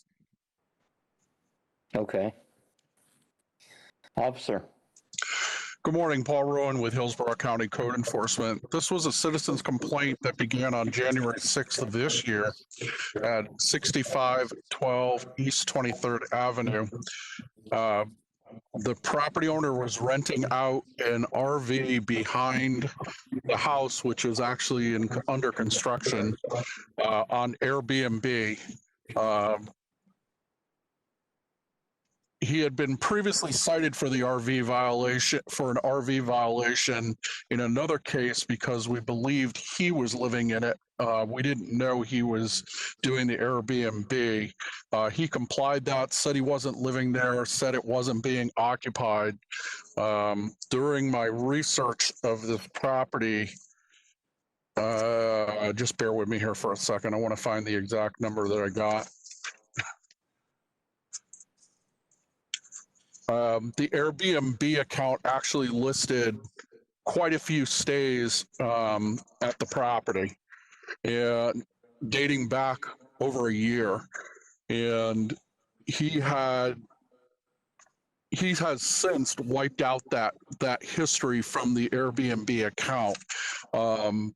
Because of this and the next case we're going to hear, we ended up deciding to send him on a combo notice immediately to try to get compliance. He did notify me that he has removed all of his Airbnb accounts from the system, and he's no longer renting these. I believe he's going to report that to you today. If that's the case, he'll be in compliance. Okay, sir. Yes, good morning to everyone. Thank you for hearing me. So yes, and like I say, I'm in compliance. I have the evidence here that I've been removing everything, and I've been disconnecting the RV so the camera can see it. So those are the two RVs for the two properties. I don't know if you want to face one first and then the other property after. And this is my evidence that my Airbnb listing is empty. So I'm not renting Airbnb no more. It's not profitable. It's not worth it. And I'm focused on the construction of my new house. Okay. Mr. Bordnero, this can literally be a 24-hour check on both of these cases if you guys want to make it that short, because it's just a matter of checking Airbnb to make sure, and Verbo and a couple other websites to make sure he's not renting these properties out. So you're saying you could re-inspect it within 24 hours? Yes, sir. Okay. Board members have any questions? Somebody like to make a motion, Ms. Clayton? Question. Wait a minute, Mr. Bullen has a question. This is for the officer. Did you testify that he was cited at another property for the same type of violation? That's our next case. His actual home at 4016 McLean is cited for the exact same violation. He's renting out a trailer, was renting out a trailer behind the property. He was also renting a room within the property for less than 7 days, which both fall under the improper uses zone. All right. Okay. May I add something? Thank you. Who wants to say something? Yes, sir. Go ahead. Well, I thought we were going to treat each case separate. There are two cases for two different addresses. Both are my properties. So we are talking right now about the 6512 East 23rd, but we are talking about both properties. We're talking about 6512 East 23rd. We'll rule on that one and then we will rule on the next one. Okay, so about the 6512 is 23rd Avenue. Indeed, it was rented to Airbnb. That is removed. That was about 2 months ago when I rented my last customer. Okay, no problem. Ms. Clayton, go ahead. Excuse me, I move in case CE 210000232 that based on the evidence presented, I find the property is in violation of Hillsborough County codes or ordinances as listed in staff's presentation. Further, based on the gravity of the violation, the actions taken by the violator and the violator's history, I grant 3 days to come into compliance. If compliance is not achieved by that time, a fine of $200 a day be assessed. Gives them 3 days. Well, evidence has been presented. You can have 3 days to re-inspect the property. Wait a minute. Second, Lorenzen. Mr. Lorenzen, second the motion. Board have any discussion? All in favor? Aye. Opposed? No. Motion carries. Sir, you have 3 days. Come in compliance. Get with Mr. Rowan and he can inspect it at his leisure there. If he wants to do it within 24 hours, he can.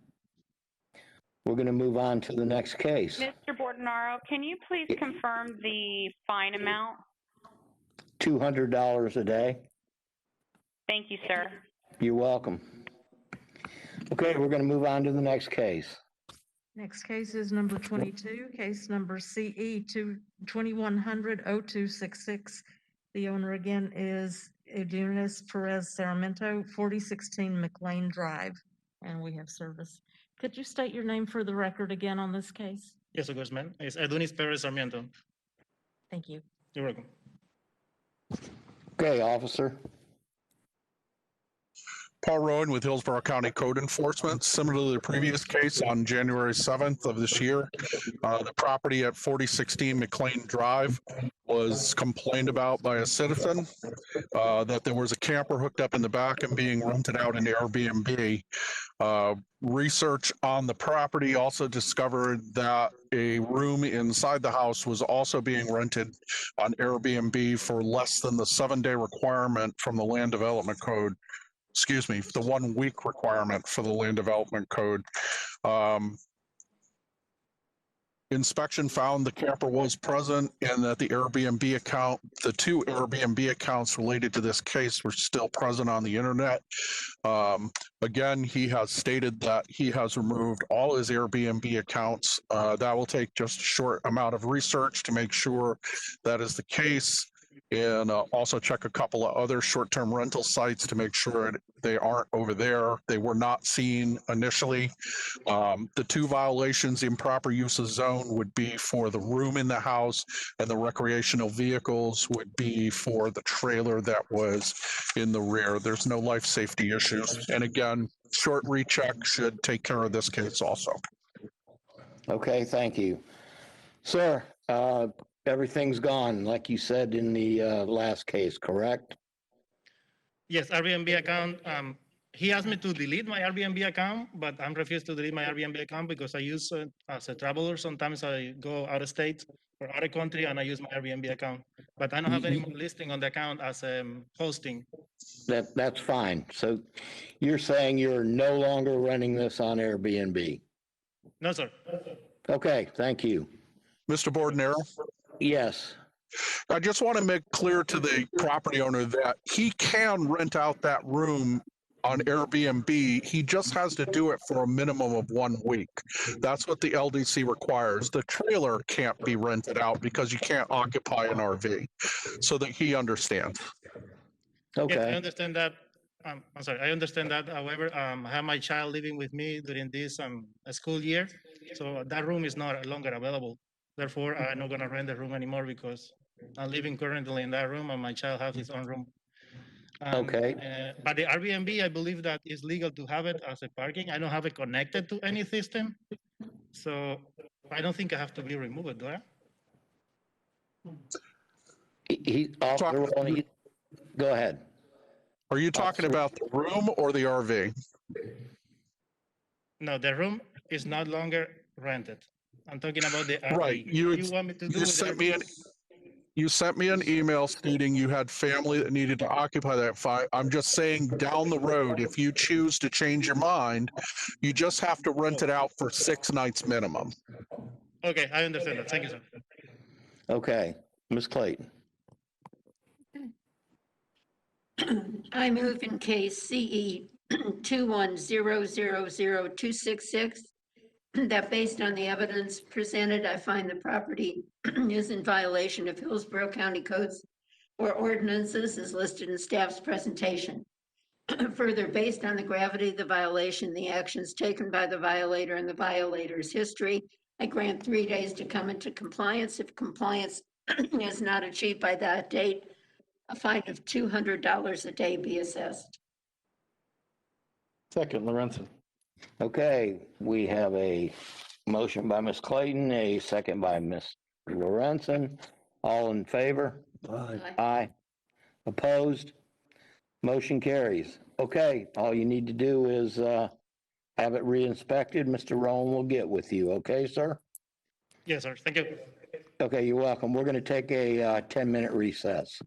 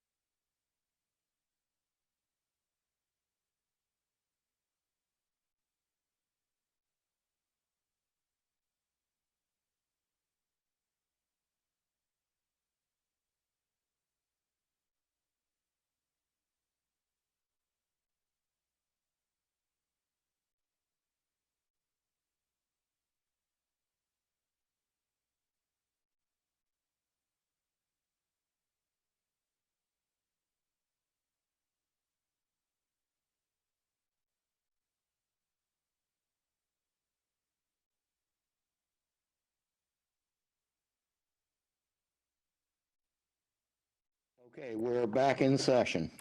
Next case. Turn to page 11, number 23, case number CE 2100-0508, Camelot Family Communities LLC, location 11606 Courageous Court. We have service and we have someone online. Yes, hello.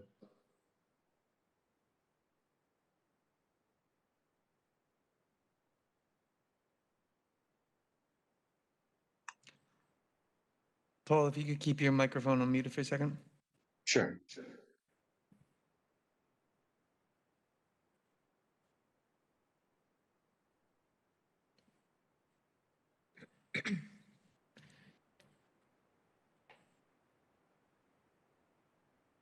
If HTV could take him full screen. Paul Comagore. Yes.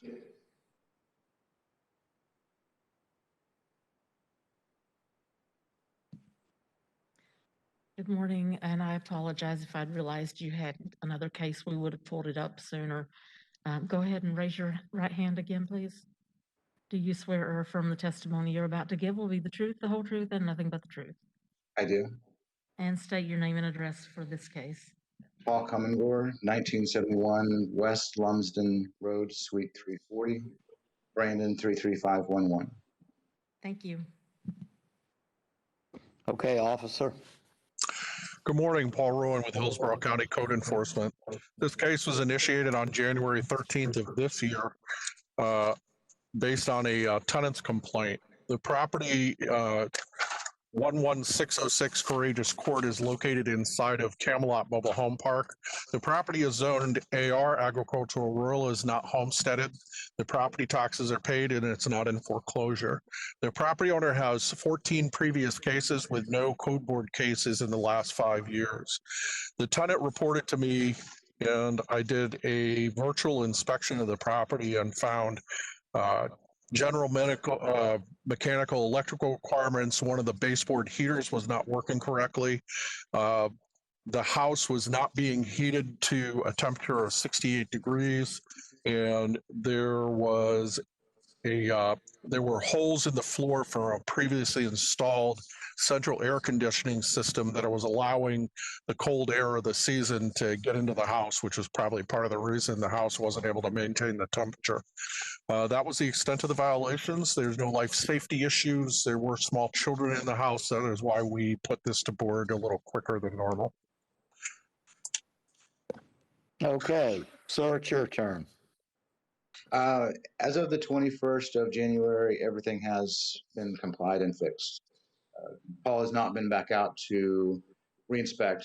I believe he was on the 19th. We still had a couple items to fix, which was the holes from the central air that's been repaired with new floor coverings, and additional baseboard heaters have been added, and the one that wasn't working was also repaired. That was all completed on the 21st of January. Okay. Mr. Bordenaro? Yes. A question for the witness. Chad, did you get to the fact that that heater that wasn't working when it was working was popping the circuit breaker constantly? Yes. Yeah. The electrician found that there was one too many baseboard on the same breaker, so it would split out into two. Okay. Short recheck. Okay. And members of the board, any questions? Someone like to make a motion?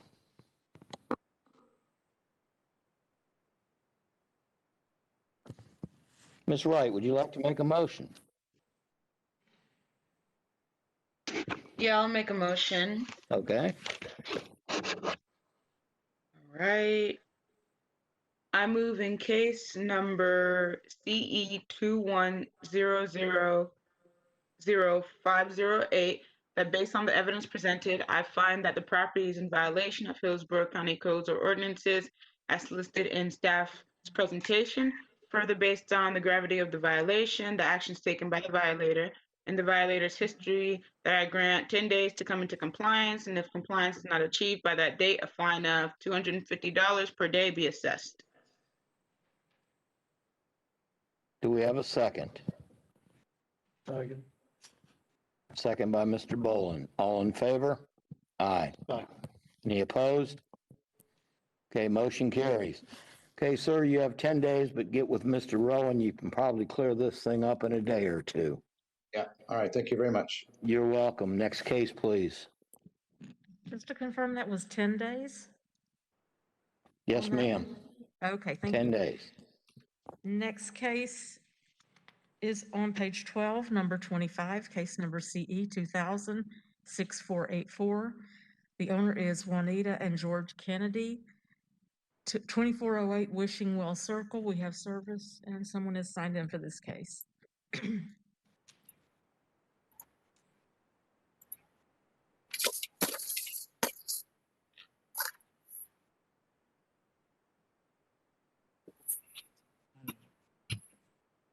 Good morning. I will need you both to take the oath of witness. He's in a chair. He don't stand. He's not going to testify? Yes, he will. Oh, okay.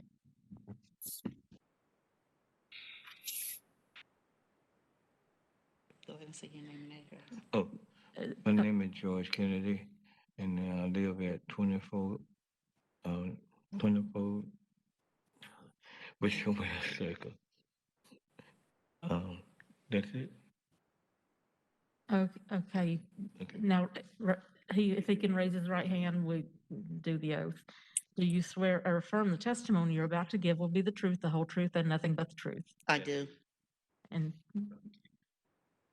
did he say it? Okay, thank you. Okay, officer. Yes, good morning.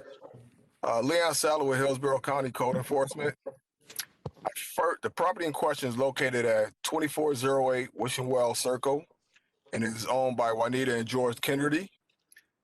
I first inspected this property on May 5th, 2020 by myself, and it was cited for 4 different violations. At that time, it was accumulation, inoperable vehicles, fences, and outside open storage.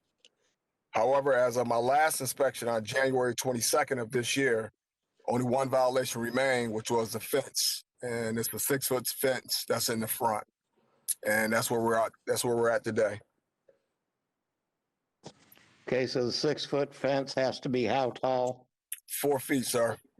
Okay. Whichever one wishes to testify first, go ahead. I will. Go Okay. ahead. Can you please state your name for the record? Yes, my name is Juanita Kennedy. My address is 2408 Wishing Well Circle, Tampa, Florida, 33619.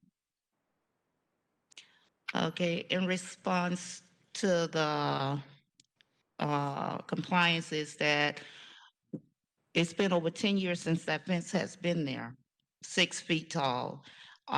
We never had any complaint from the county. The only complaint we had from the county, we used to open the gates outward. They said we could not open it outward onto the sidewalk. It had to be open inward. And all of a sudden, over 10 years, we're being cited, and I don't understand why. Because the county come through there all the time. Well, you're being cited because your fence is 2 feet too high. Did you tell them about that? Yeah. Also, the reason why after 5 years we were in the house, we put the fence up because we stay on a covert site, and the kids would jump my fence to take a shortcut to the store on 78th. I had dogs. I had no way of protecting the children by jumping the fence or anything else. I mean, the fence, the people who had the house before us, if you notice that gate in the front, it's not a normal length. And we searched and searched, and you can't find a fence or gate the size of that fence. So, And the only thing we can do, I mean, is have one made. I don't know who would make it or what have you. can I say something now? Okay. Your Honor, I'm here because it boiled down to she saying the truth, but it boiled down to what we got here. There's people around in that area where I done had 2 times the people that came over my house and jumped the fence, buying drugs and stuff, and that's where the officers catch them. Now they should have a report down there to the sheriff place. I'm handicapped. I don't need people, and I got grandkids and my kids there, and I don't need nobody coming there behind next door or down the street from them and then jumping my fence. And here it is, I get a call with a helicopter over me talking about we got a suspect inside my yard and they killed my dog. So, I mean, you ought to know how things are now.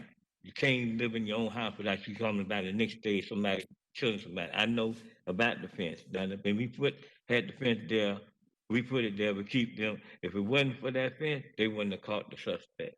And I mean, that's my part of the view. And I keep it locked all the time because I don't want nobody coming in unless they got a, like the young man that came there from the force, asked me about the thing. I mean, I opened it up for him. He'll tell you be locked. And the reason why I don't want other kids or nobody else coming there, if I got a dog or whatever, coming, jumping on my fence, and here it is, I can't move around. I don't know what they're coming there for. They don't live there. And I feel like this, if I got to be scared of my own property for somebody that don't know me or don't want to know me, how I know they don't like me or whatever. I got grandkids. I want to sit around and be able to see them. I mean, I got in this chair for a reason, about 4 strokes, and I'm having problems all those next door with the same people doing the same thing. I don't need this kind of problem. And that's why I locked my gate, and that's why that fence up there. If it wasn't that fence up there, they wouldn't have caught the suspect. Now, they should have records down there where they caught the people at. Hold on for a minute. Also, I'd like to say when the gentleman came out initially in 2020, he had told me I can contact do a variance. Well, I tried calling him, but that was during the time when COVID first hit. And every time I left a message, no one never got back with me. I tried leaving messages after messages to see what I can do in order to keep my fence up. We have time, but if we have time to try to get it straightened out, good. But I mean, these people still stay right around in the neighborhood, and they still doing the same thing over and over. And the first thing is, I get threats, they're gonna probably come by with a drive-by, whatever. And I don't have time. I'm not able. If I was standing up then, I'll be in jail, and I don't care. Okay, so we've gone over that. Okay, then. What you're gonna try and, what you're telling us is you want to try and get a variance for your fence. Right. Yes, sir. Is that what you're saying? Yes, in order to keep it up. Question for Mr. Pisano. Can they get a variance to have a fence 6 feet in the front? They can apply for it, and I can't say that it will be denied. Everybody has a reason for having a higher fence. As long as there's a possibility, I would not discourage them from pursuing it. So the answer is yes. Okay. Okay, thank you. All right, members of the board, any questions? Somebody like to make a motion?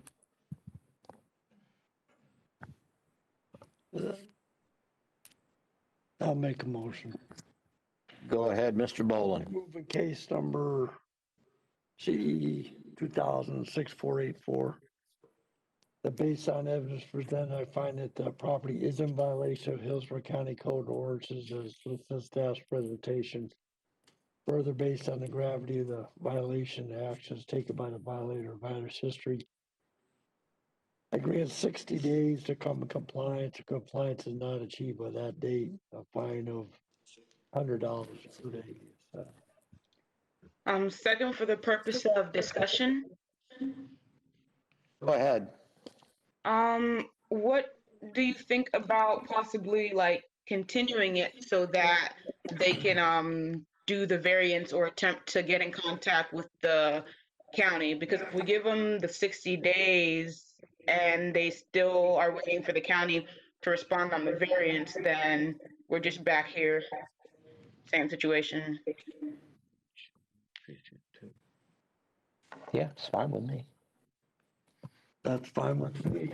I can withdraw that motion and make a motion to continue it to the March 26th, 2021 hearing date. Do I have to second that to discuss that? I'll second for purposes of discussion. If we're going to continue it, I would think we might want to consider a shorter time frame to encourage the owner to go and start the variance process. So it's been up for 14 years, another 30 days, I don't think it's going to make a difference. So okay. I'll stick with 60. No problem. And I'll second that. Thank you. We have a motion. We have a second. All in favor? Aye. Opposed? Aye. Okay, Mr. Lorenzen opposes. Motion We carries. need to have a roll call vote, sir. Yes, you may. Ordinaro, Yes. Boland, Yes. Clayton, Yes. Fitzpatrick, Lorenzen, No. Mr. Urbanica, Ms. Wright. Yes. Motion carried 4-1. Mr. Lorenzen voted no. Okay, it's continued for 30 days. 60 days, I'm sorry. Continued for 60 days. Okay. Come back with us and show us what you've done in that 60 days. Will do. All right, thank you. Next Thank case, you. please. Mhm.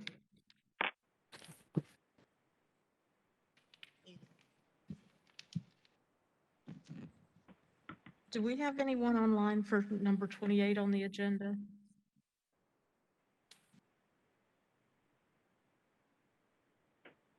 Yes, I believe we do. We have Don Cameron. Okay.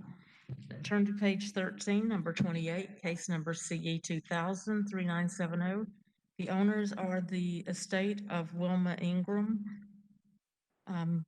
Also, Donna Jo Cameron, Thomas Leroy Ingram, and Johnny Lucille Ritchie. Location 1710 Lakewood Loop. We have service. And Ms. Cameron. Donna, we're seeing a sign that says you have low bandwidth at the moment. If you could unmute your microphone so we can hear you, you may need to move to a place with better internet connectivity. Can you hear us? For me? Yes, we can hear you, Donna, but we can't see you at the moment. Can you turn off your camera and turn it back on? Turn off my camera and turn it back on. Yes, ma'am. Thank you. Did that work? Stand by. I'm not seeing it yet.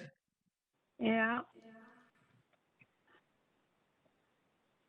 No, I could see, there I am. I can see me.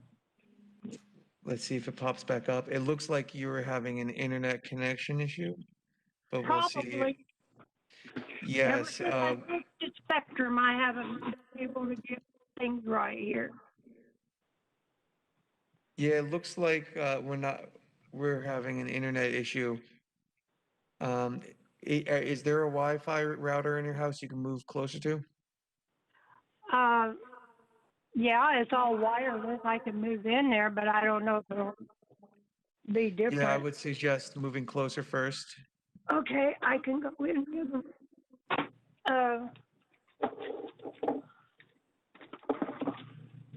The last time I moved my computer, it disconnected.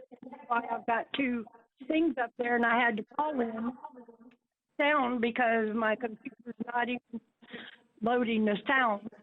So I had to get the sound on the telephone. Okay, I'm right beside the router. If you could try one more time to turn off your camera and turn it back on, we're still getting that signal, but it might fix it. Okay.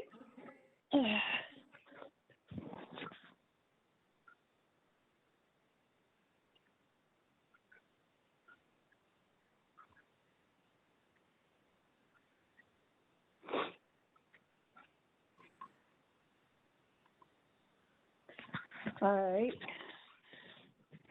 I turned it off and turned it back on again. Excellent. Let's see if it comes up. It comes up Oh, on we have mine. it. Yep. Oh, good. If you could raise your left hand, or your right hand, I'm sorry. Oh, right here.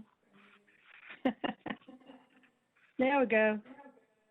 Okay, do you swear or affirm the testimony you're about to give will be the truth, the whole truth, and nothing but the truth? Amen. And state your name and address.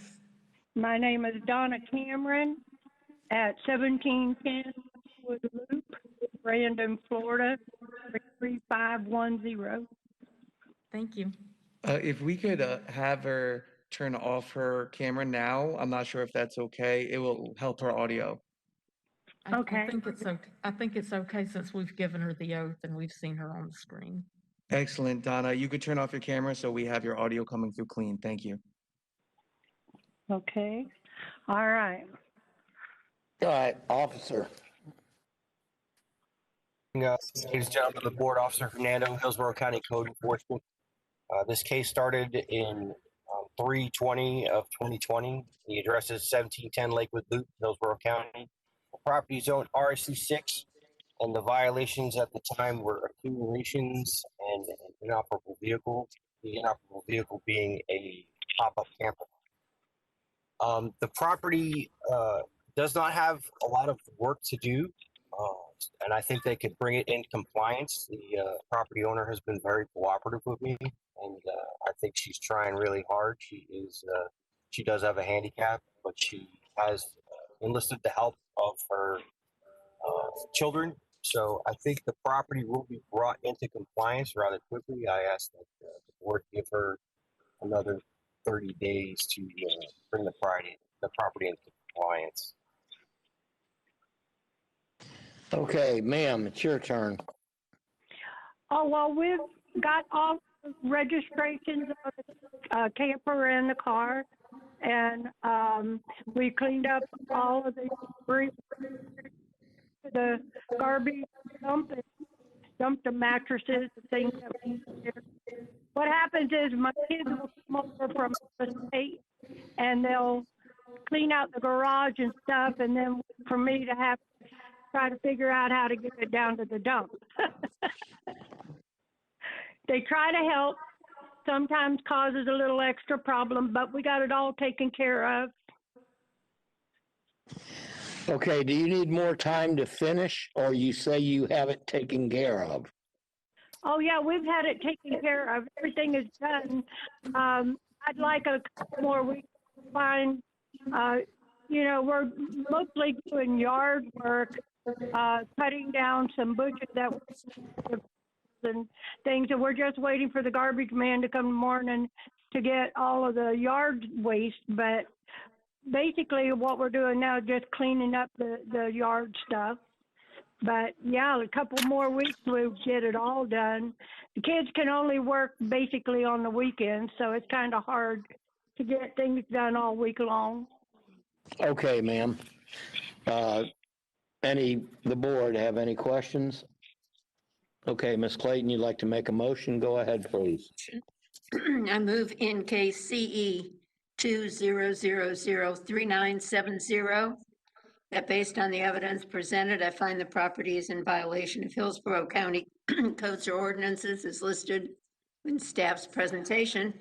Further, based on the gravity of the violation, the actions taken by the violator and the violator's history, I grant 15 days to come into compliance. If compliance is not achieved by that date, a fine of $150 a day be assessed. I'd second for the purpose of discussion. Go ahead. Would you consider amending to 30 days, just to give her some extra time in case, because they can only work on the weekends, so. Well, I felt she was saying that she didn't need that kind of time, so. She said from my understanding, I may be wrong, she said that she needed a few more weeks just to finish up the rest of the stuff, to get the yard together and get them to come pick up the trash. I think the car is registered already, but okay, I'll amend the motion to 30 days instead of 15. Second. Are you seconding it, Ms. Wright? Yeah, second. Okay. Ms. Clayton made the motion, Ms. Wright made second. All in favor? Aye. Opposed? All right, motion carries. Next case, please. On to page 14, number 29, case number CE 20014612. The owner is Cesar Rabeau, 519 Avocado Circle. We have service, and Mr. Rabeau is here.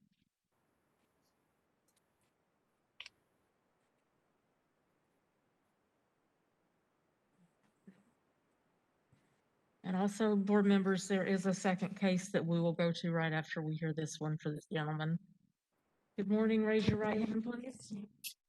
Do you swear or affirm the testimony you're about to give will be the truth, the whole truth, and nothing but the truth? I do. And state your name and address. Can you get a little closer to the microphone, possibly? Yes. My name is Cesar Ribot, 41.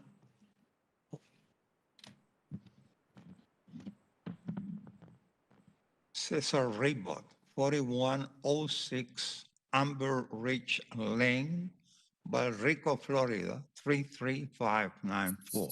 Thank you. Is this gentleman going to testify? Yes. Are you going to testify too? Yes. Do you swear or affirm the testimony you're about to give will be the truth, the whole truth, and nothing but the truth? Yes. And state your name and address. My name is Herman Rosado. My address is 906 Nina Elizabeth Circle, Brandon, Florida 33511. Thank you. Officer, go ahead. Yes, good morning again, board. This is Officer Nando, Hillsborough County Code Enforcement. This case was brought to our attention on 9/23/2020. The address is 519 Avocado Circle, Hillsborough County, Florida.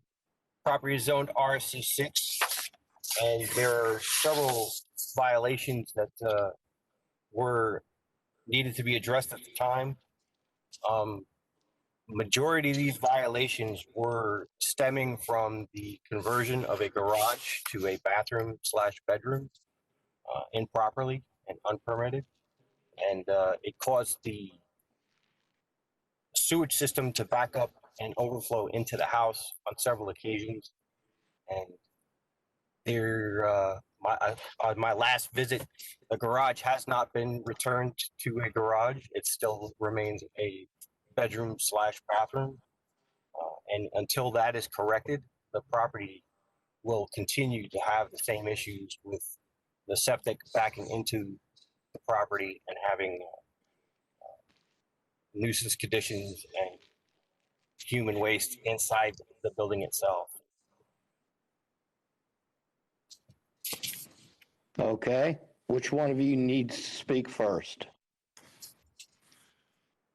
Okay, all violations were corrected following the inspector comments.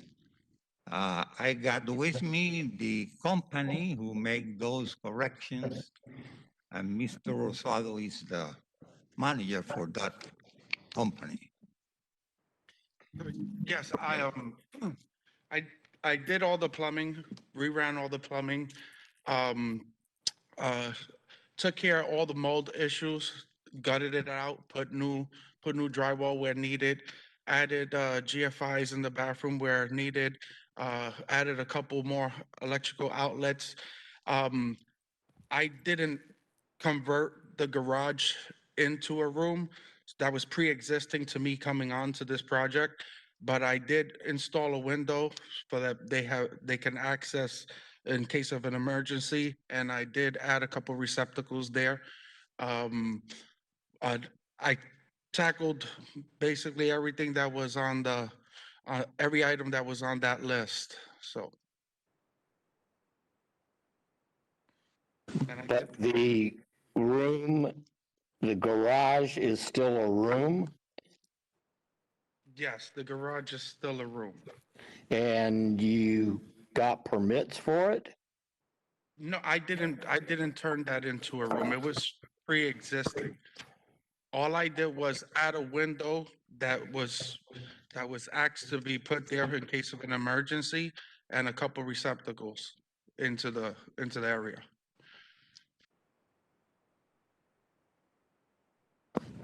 Okay, what about the other violations, the plumbing, sanitation, connection to the drain system, the windows, the doors?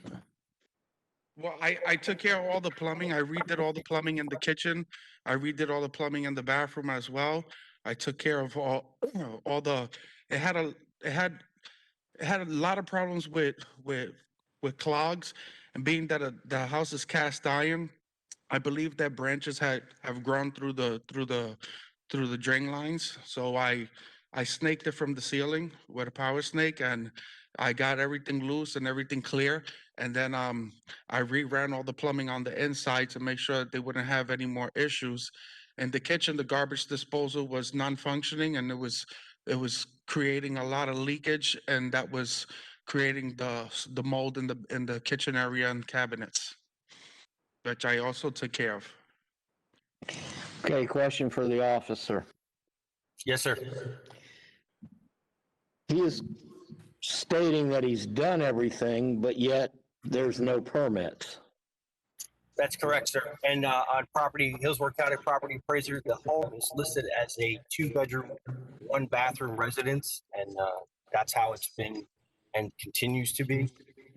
The plumbing that was, even though it may have been corrected, it may have been staked out, is not installed properly. It's basically they just redid the array that they had that you could see in the picture from the backyard. So the plumbing it may have been redone, but it's still not done correct. The whole bathroom is elevated above the foundation, and these problems are going to consist and continue as long as that bathroom is not assembled correctly. Okay.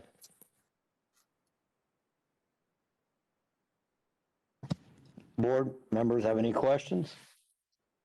Would somebody like to make a motion? I get a question to the owner representative that was testifying.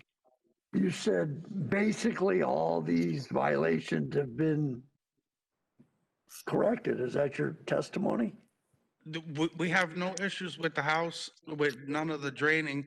As far as, like I said, that garage was pre-existing. I did nothing there. I did not build that bathroom or to convert it into a room.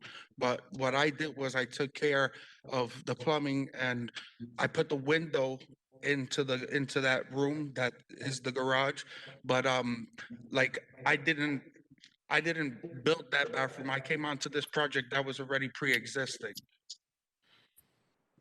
All right, so it's either done or not done. So you're saying it's done?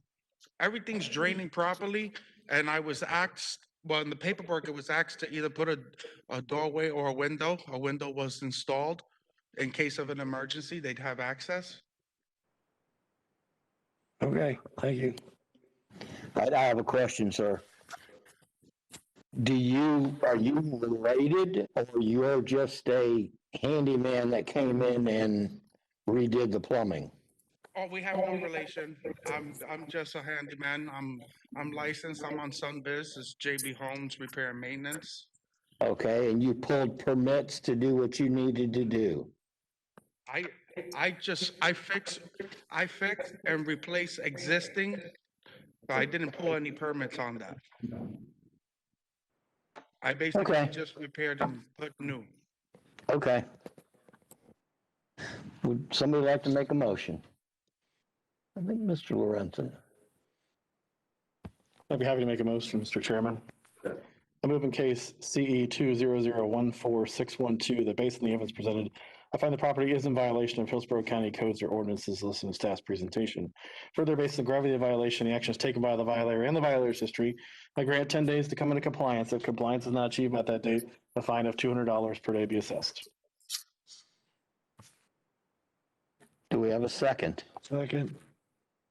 All right, we have a second by Mr. Boland. All in favor? Aye. Opposed? Motion carries. All right, you have 10 days, come into compliance. The inspector will get with him. He'll check it out and we'll go from there. Okay, can I ask you a question? Do y'all want that bathroom eliminated? Is that what y'all saying? 10 days to eliminate the bathroom? What I'm saying is you have 10 days to come into compliance with all the conditions and that the code officer cited you for. Okay. Okay. All right. Okay, don't go away. There's another case. Turn to page 16, number 31. Case number CE 20015620. The owner is Cesar L. Rabo, 604 Avocado Drive, and we have service. Could you both state your name again for the record, just so we have it on this case? My name is Herman Rosado. My address 906 Nina Elizabeth Circle, Brandon, Florida, 33511. Did Mr. Rabo say his name again? My name is Cesar Ribot. My address 4106 Amber Rich Lane, Valrico, Florida, 33594. Thank you. Officer, go ahead.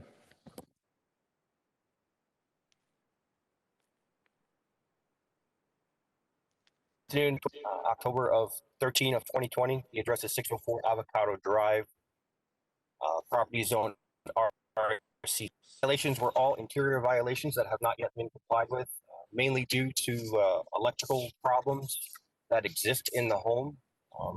I was in receipt this week of a letter stating that the tenants are being evicted from there because they're having a hard time, I guess, getting into to fix some of the violations. So with this case, I request that the property owner gets an additional time frame to bring the property into compliance, as there are no life safety issues at this point. Okay. Sir, what do you want to tell us? I've been trying to get in and schedule appointments with them forever. They've even got aggressive, and their son had got aggressive with me. So I had told them next time I come will be with the sheriff and code enforcement. And I waited about 2 weeks. I reached out to him about a few days ago, see if I could get back in there and try. And he tells me I got to make an appointment. He gives me a random number, and he doesn't respond to anything. So I'm thinking he's just trying to get him a violation because he's getting evicted for non-payment of rent. And he has 2 pit bulls that stay in the house. So like I've tried to get like a 48-hour notice to let him know that I'm going to come in, but I can't come in if those dogs are loose. Okay. Has he filed the paperwork for the eviction? Yes, he filed it, and they're supposed to be leaving. They're supposed to be getting evicted on the 28th of February. Okay. Board members, any questions? Would somebody like to make a motion? Joe Ranson. Be happy to make a motion, Mr. Chairman. I move in case CE 200156220 that based on the evidence presented, find the property is in violation of Hillsborough County codes or ordinances listed in staff's presentation. Further, based on the gravity of the violation, the actions taken by the violator and the violation history, I grant 60 days to come into compliance. That compliance is not achieved by that date, a fine of $200 per day. Furthermore, I ask that once the tenant is evicted, that the property remain vacant until property updates have been done. Yes, sir. Do we have a second? Second. Ms. Clayton, second. All in favor? Aye. Aye. Opposed? Motion carries. All right, you understand 60 days, get them out of there, and when repairs are done, you can start running it again. Yes, sir. Okay, thank you. Next case, please. Turn to page 17, number 34, CE 19019779. The owner is Roberta Larkin, 332 Abihara Avenue. We have service and someone is here for this case.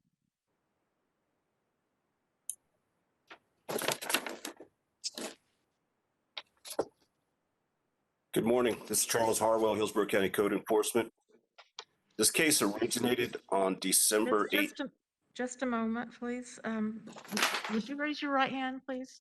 Do you swear or affirm the testimony you're about to give will be the truth, the whole truth, and nothing but the truth? I do. And state your name and address. Roberta Larkin, 332 Abihara Avenue, Seffner, Florida, 33584. Thank you, and I like your mask. Thank you.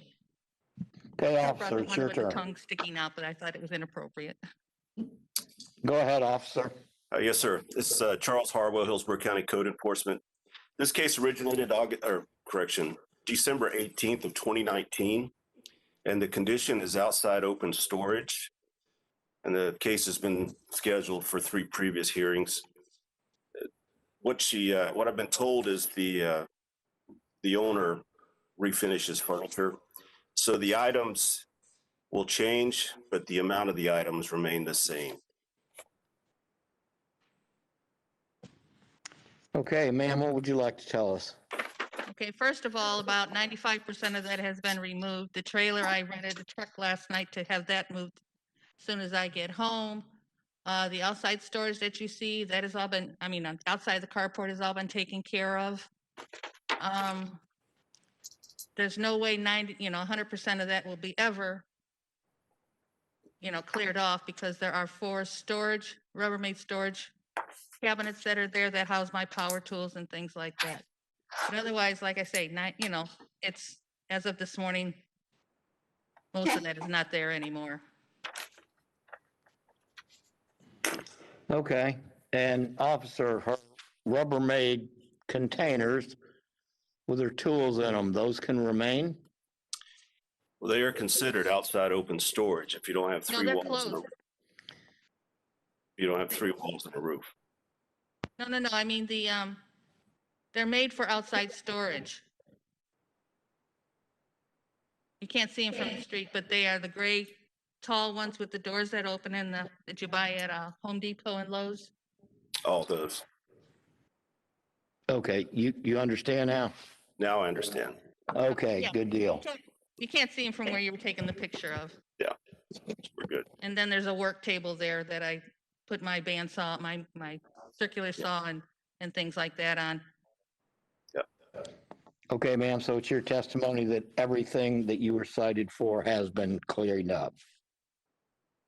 The Is that your trailer will be moved when I get home. That'll be cleared up. Most of the storage that was outside the carport has all been taken care of.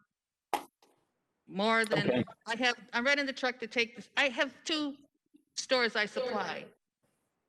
And I rented a truck last night to take another load to the stores tomorrow morning, so. Okay, so you need a couple of days. Yeah, give me a week or so. Give me 2 weeks and it should be, like I say, 95%, because I just won't overfill it anymore. With COVID, my stores were closed for a couple of months, so I have a lot of stuff sitting there that needs to be taken out. Okay, board members, any questions? Somebody like to make a motion? Yeah, I'll make Go a ahead. motion. Go ahead. I move in case number CE 19019979 that based on the evidence presented, I find that the property is in violation of Hillsborough County codes or ordinances as listed in the staff's presentation. Further, based on the gravity of the violation, the actions taken by the violator, and the violator's history, that I grant 20 days to come into compliance. And if compliance is not achieved by that date, a fine of $200 per day be assessed. Just one question, how much of that has to be removed? I mean, this is an ongoing, every day I'm home from work. Right now, we're in the middle of a motion. Do we have a second on the, go ahead, second by Mr. Boland. All in favor? Aye. Opposed? Okay, ma'am, what is your question now on your 20 days? Okay, how much exactly, does everything have to be gone that I'm working on? This is my business. This is how, I have a 10-year-old grandson that I'm trying to raise on less than $1,000 a month Social Security. This is my added income. And because of COVID, I'm down, almost $400 a month. So this is the only way I make my rent money, take care of him. This is a business. Okay, well, you need to get rid of No help from the county. I get nothing. you do need to running get out of rid of space. everything that's outside. You can keep the storage bins because you said they have the doors and whatever. Okay, you have 20 days. Thank you.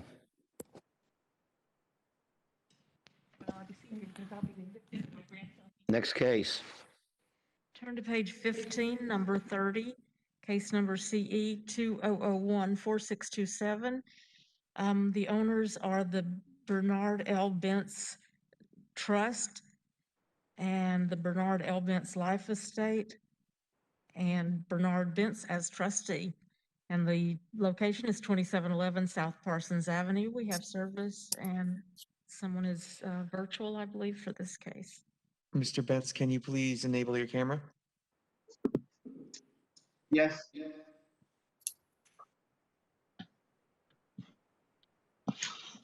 Yes.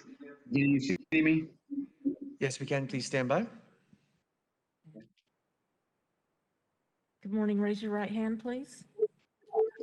Actually, it's afternoon. Good afternoon. Do you swear or affirm the testimony you're about to give will be the truth, the whole truth, and nothing but the truth? Yes.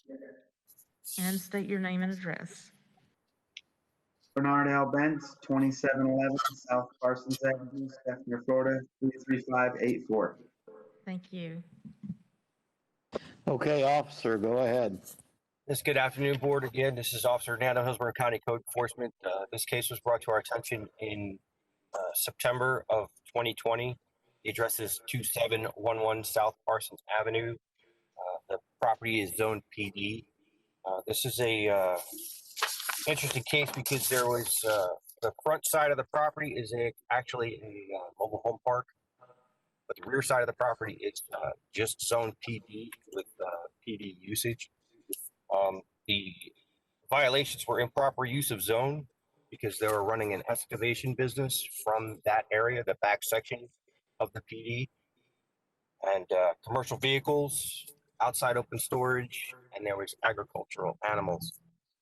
I believe all but the outside open storage has been complied with at this point. The vehicles have been removed, but the backhoe that you see there, according to the violator, has some mechanical issues that they have not been able to remove it from the property as of yet. The property owner has been cooperative and has removed all the other equipment and reduced the number of chickens. I just do ask for a remaining compliance order for the excavation business to not return to the property unless the property owner obtains a variance for the usage of that property.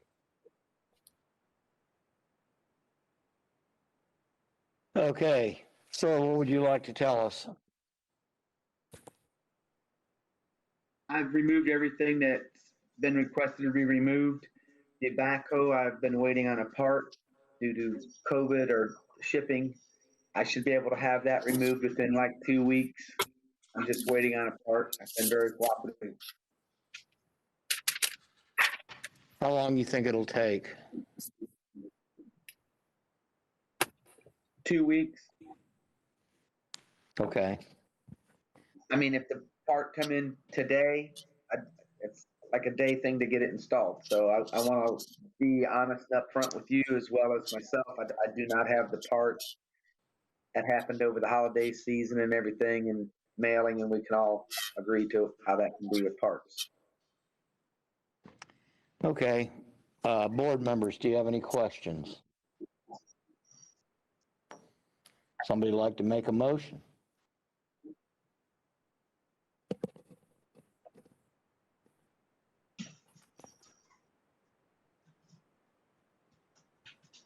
Can I ask a question? Question for the officer. If we have still, I guess, technically a violation, according to the testimony from the owner, I don't feel that we can do an order to stay in compliance here.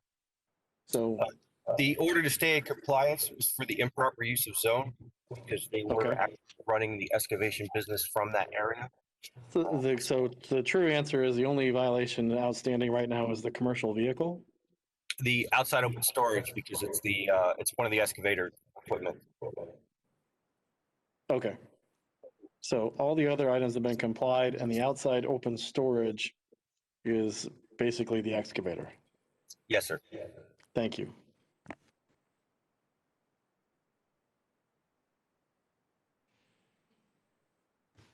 Mr. Chairman, I'd be happy to make a motion. Before you make a motion, can we get a Please. clarification? This is Carmine. The report shows that everything is still in violation. Did you do an inspection? Yes, sir. When I obtained service for the second case, I did observe that the vehicles were moved from the property with the exception of that backhoe. And that's when I discussed with the property owner what the situation was with that backhoe. But as far as all the other violations, I believe they have remained in compliance. I do request that we get a remaining compliance order for the improper use of zone so that the business does not return to the property until they obtain the proper permission from the county to leave.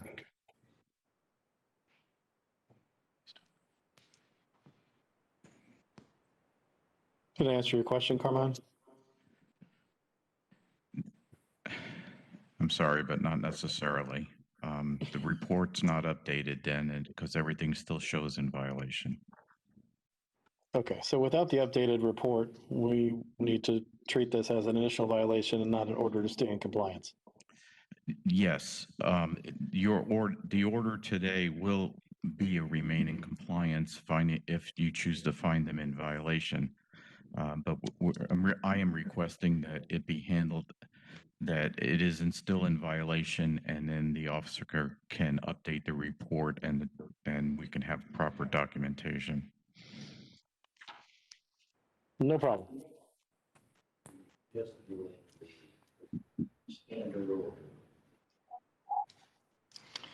I move in case CE 20014627 that based on the evidence presented, I find the property is in violation of Hillsborough County codes or ordinances in staff's presentation. Further, based on the gravity of the violation, the actions taken by the violator and the violator's history, I grant 30 days to come into compliance. If compliance is not achieved by that date, a fine of $150 per day be assessed.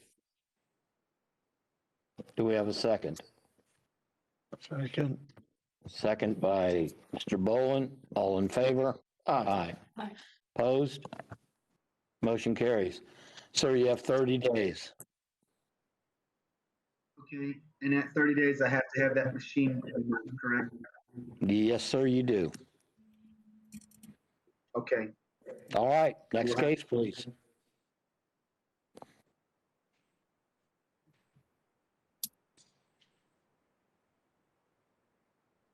Page 19, number 37, CE 20012718. The owners are Jeff and Mary Elliott, 5213 Colfax Place. We have service, and I believe we have someone online for this case. I thought we did, but it looks like Mary Elliott isn't on. I apologize. Okay. Do we have anyone for the next one, number 38? I believe that's Robert Suggs. Yes.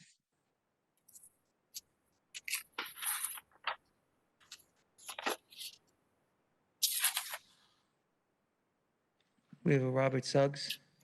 Can we please stand by as we bring him up? Okay, then we're going to do number 38, CE 2001-3087, Robert L. Suggs, 3316 Orange Avenue. We have service, and we have Mr. Suggs online.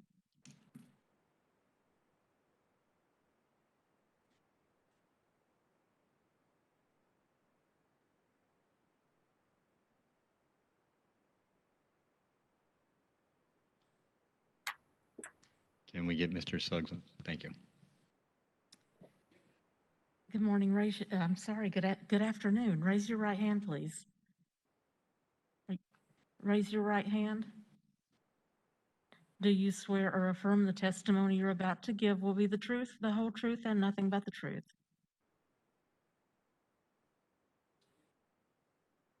Is there audio on? Sir, you're unmuted. Mr. Suggs, can you speak for us?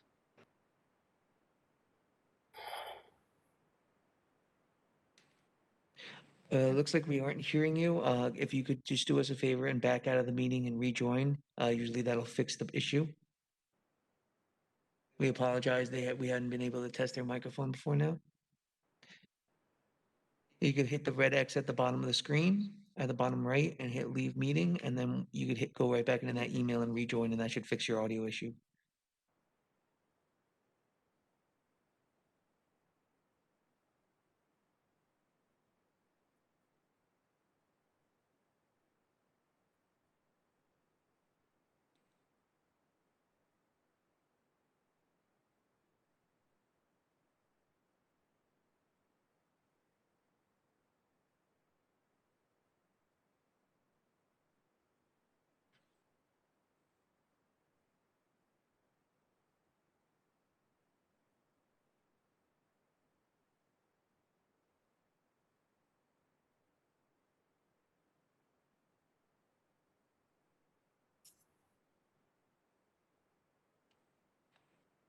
We see you have come back.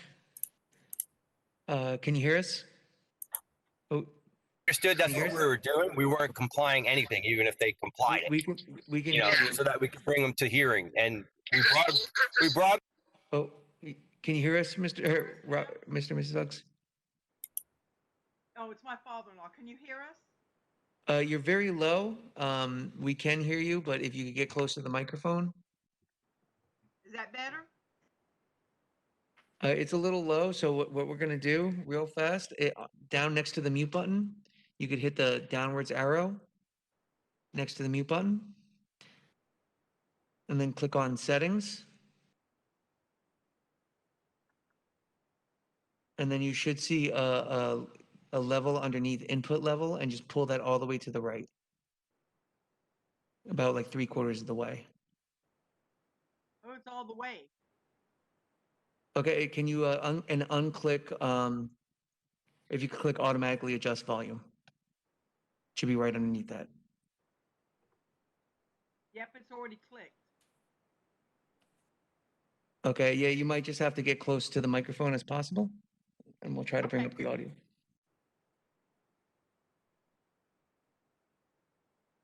I believe if we could bring them back up on HTV.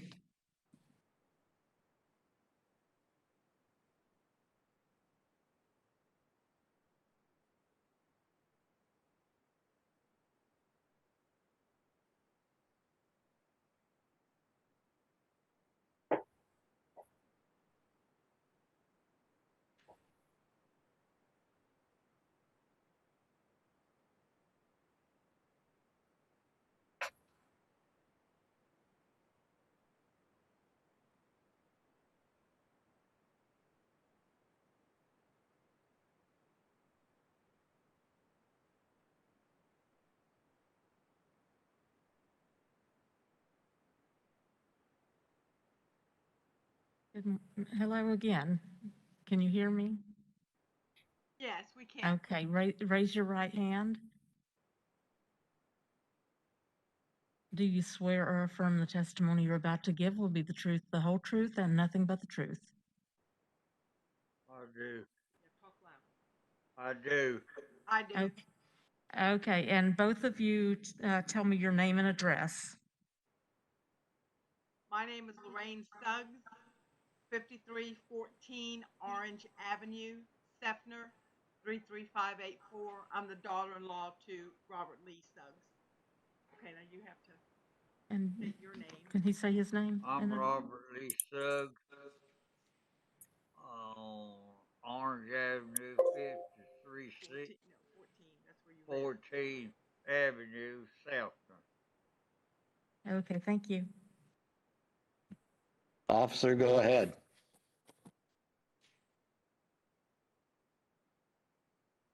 The address for this property is 5316 Orange Avenue in Sefner.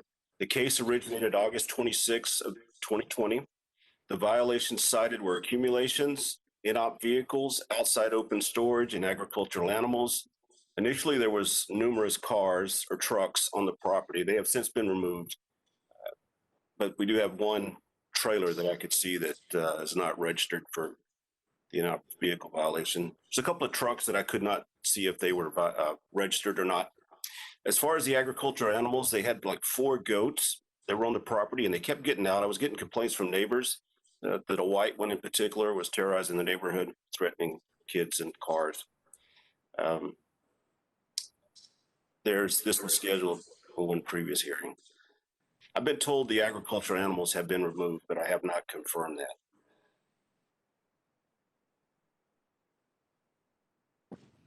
Okay. Which one of you wishes to speak first? My father-in-law. What do you want him to say? What do I want him to say? I want him to say he's cleaned it up. He hasn't cleaned it up. What's going on? Okay, well, the vehicles are gone, all except the RV, which my brother-in-law is trying to either get tagged and insured or to sell it. The 4 goats are gone, and they're still in the process of cleaning. Now, he says he's cleaned it all up, but I'm not sure if it's up to your expectations. So I would have to have Mr. Harwell come back out and look and see if he's in compliance now. Okay, how much time? How much time do you need to get that trailer tagged? I would say at least a month or 2.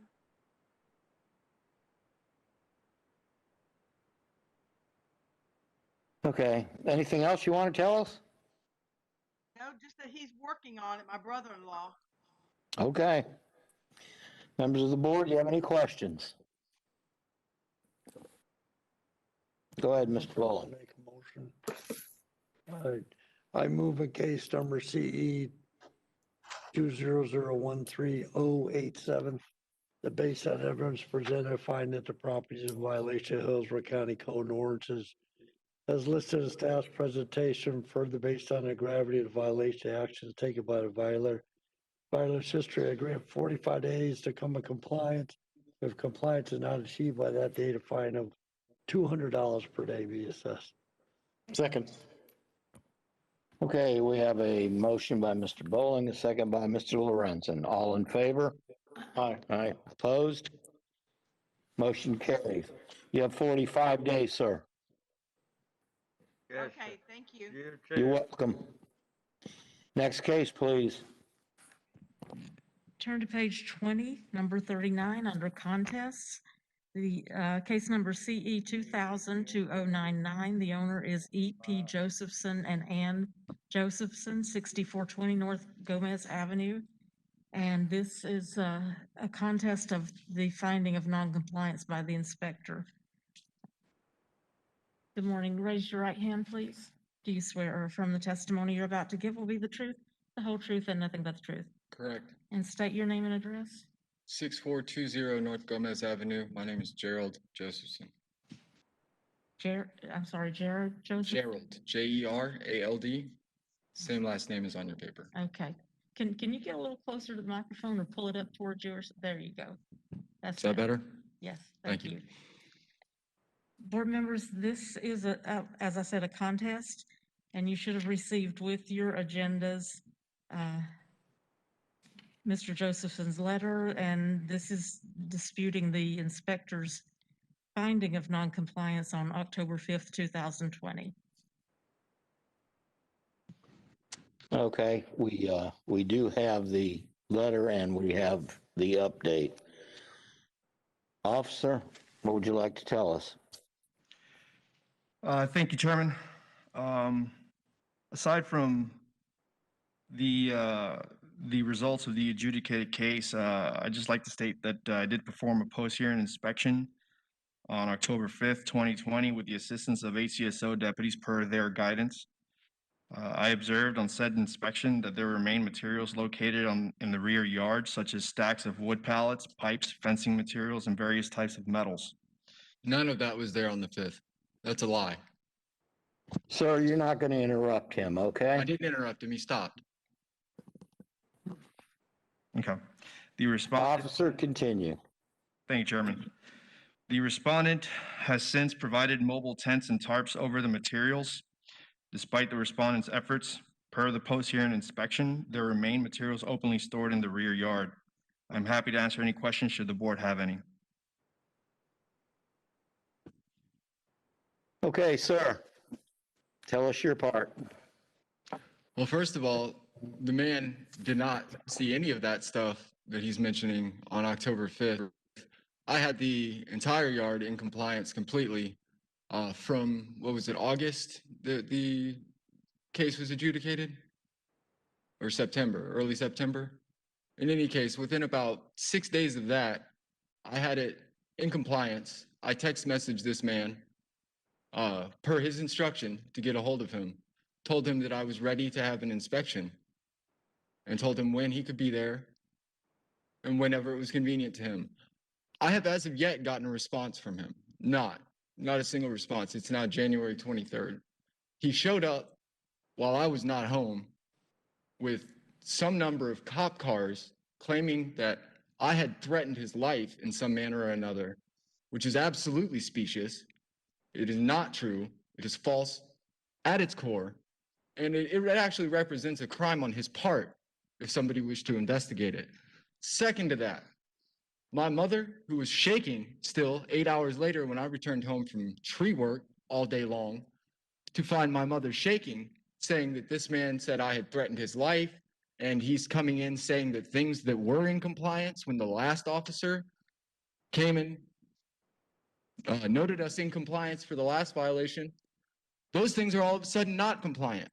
So you couple that with the use of force that he brought about by claiming that I threatened his life and redirecting emergency personnel for whatever vendetta the man has. I don't know. I can't claim to know what his motivation is. The point is that it was highly unprofessional. Had absolutely no business doing that. His supervisors were notified that he had done this, and they promised my mother, per her, promised her that he would be disciplined and that she would be notified of what that discipline was. I suggested that he be fired. Shit-canned was the term I used, specifically. The man has no business doing this, threatening a little old lady and her husband who were making money and working in this community before he was born and remain doing so in their late 70s. They have no business being threatened like that by anybody, much less somebody who claims to be in a position of authority and care for the community.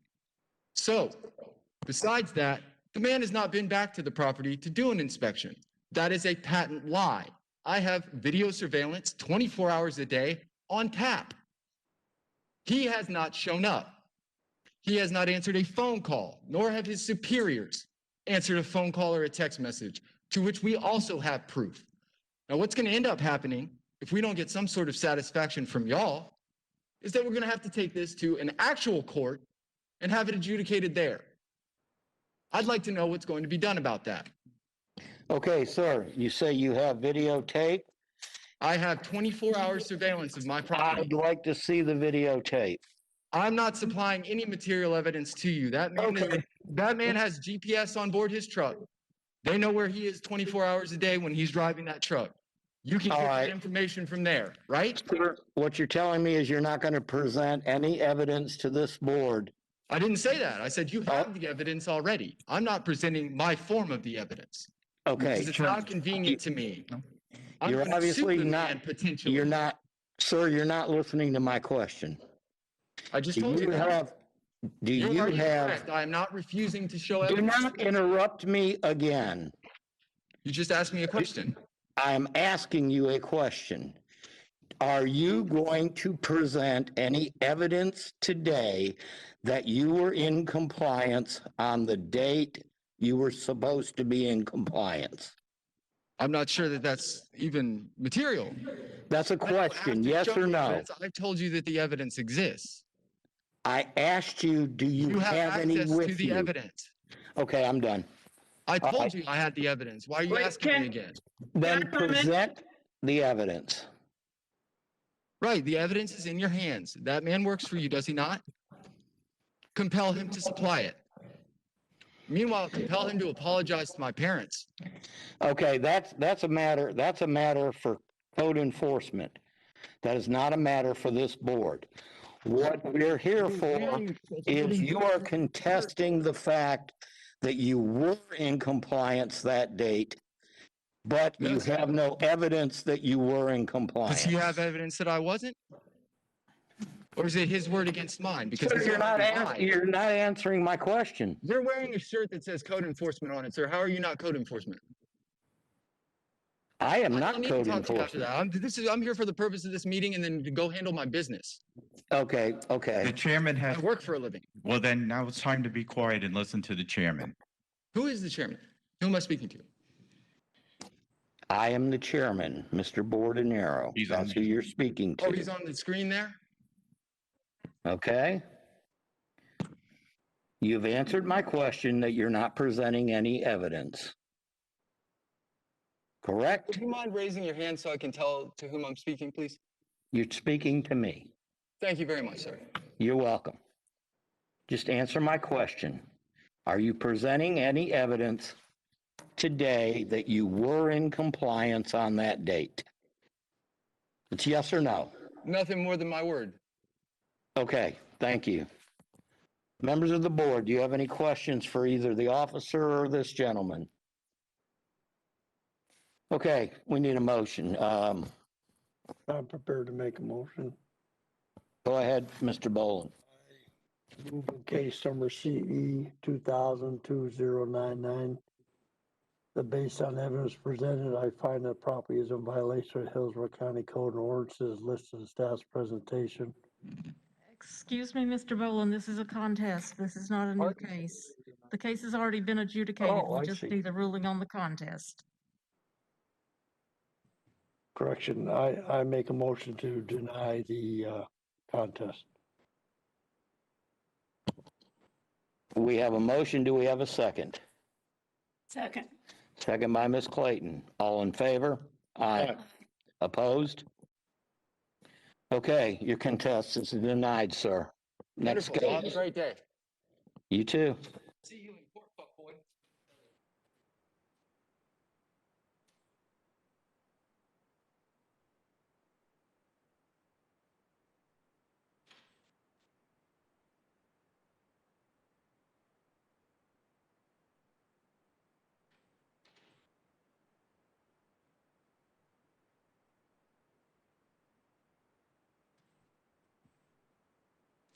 Are there any other virtual people who are waiting that may have come back on?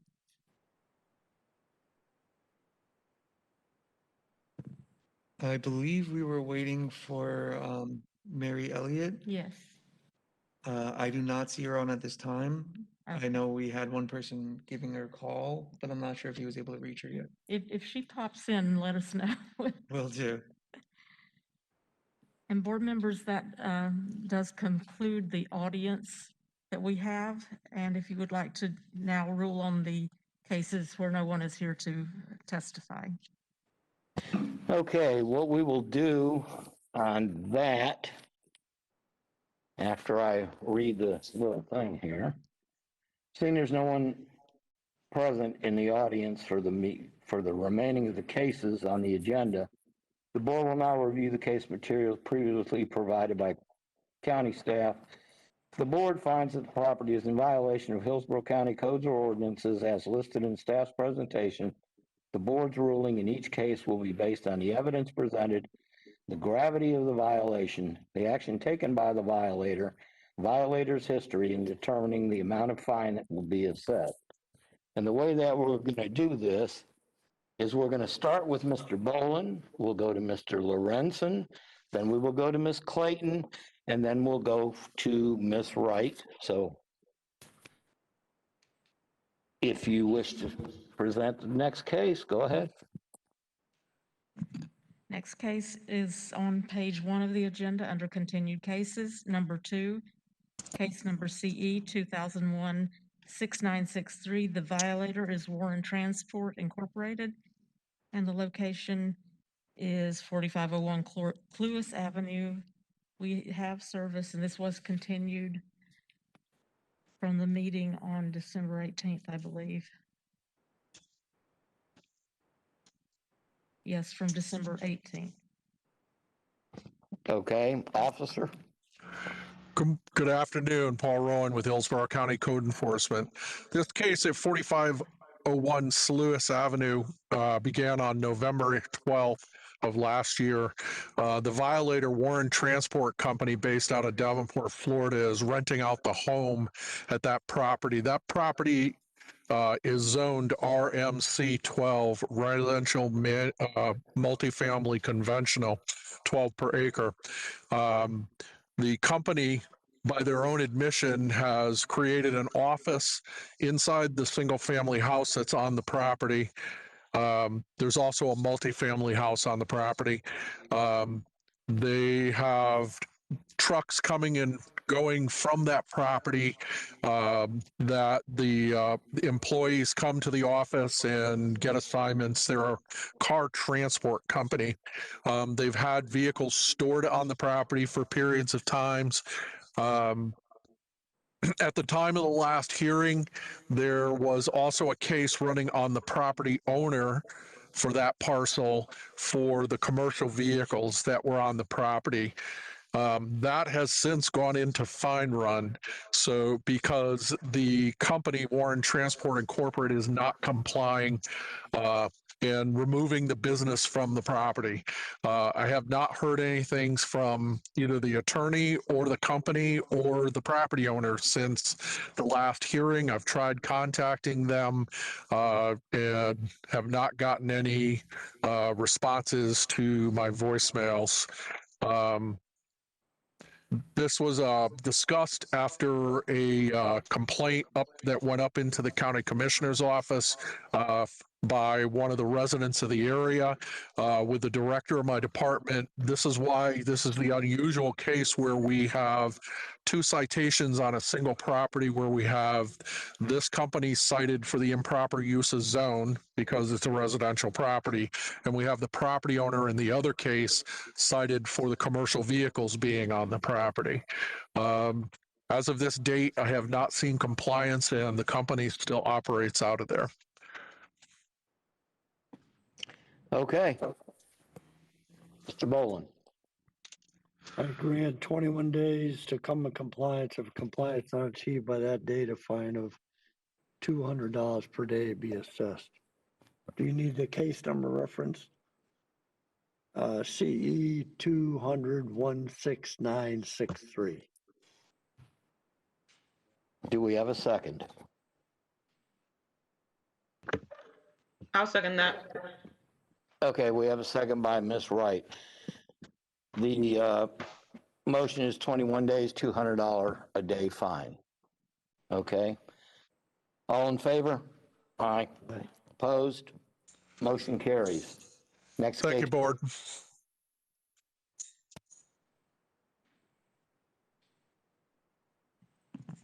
Okay, we have Miss Elliott online now, so if you will turn back to page 19, number 37, CE 2001-2718, Jeff and Mary Elliott, 5213 Colfax Place. We have service and we have Miss Elliott online. Ms. Elliott, if you will enable your camera, you may have to click the button. You may have to click the screen and click the camera button. Did I do it? Stand by. I'm not seeing it yet.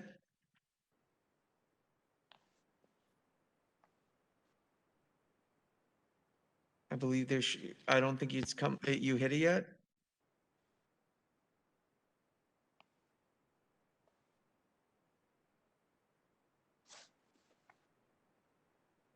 Oh, that was the mute button?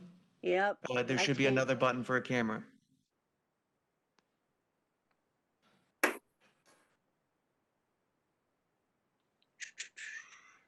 I'm sorry. I don't know how to do it.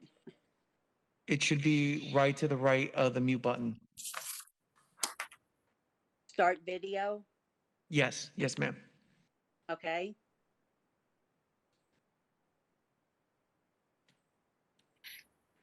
Can you see me now? Yes, we can. Please stand by. Okay. Hi, raise your right hand, please. Can you see it there? Do you swear or affirm the testimony you're about to give will be the truth, the whole truth, and nothing but the truth? I do. And state your name and address.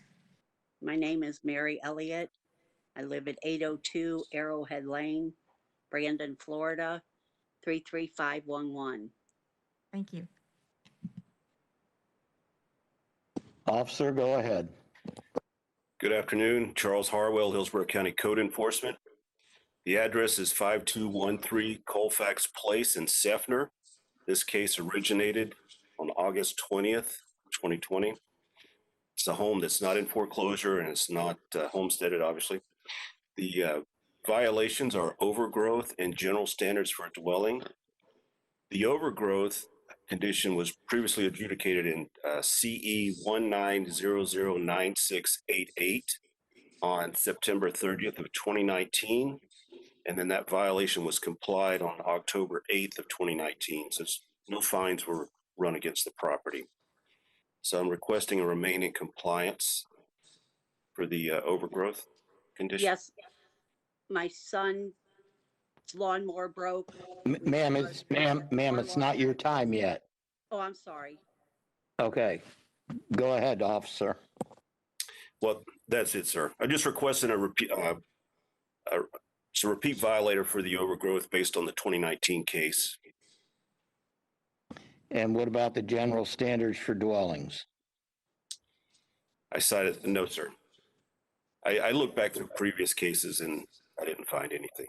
So that's still in violation? Yes, sir. Oh, yes, sir.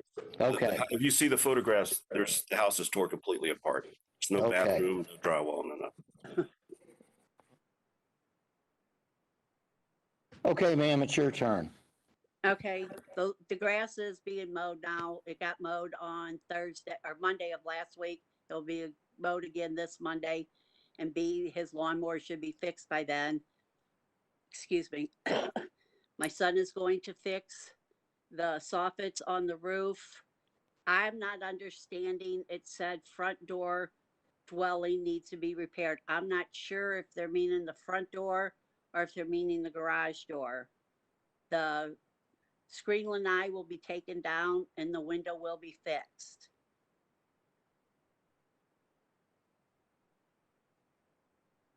How much time do you need? Well, I won't get a check till the 8th of next month, so at least after that. Okay. Mr. Lorenzen. Be happy to make a motion, sir. Two-part motion. I move in case CE 200127118 that based on the evidence presented, I find the property is in violation of Hillsborough County codes or ordinances listed in staff's presentation. Further, based on the gravity of the violation, the actions taken by the violator, and the violator's history, I grant 30 days to come into, I grant 45 days to come into compliance for item R11.1, general standards for dwellings, and if compliance is not achieved by that date, a fine of $100 per day be assessed. Second part of my motion.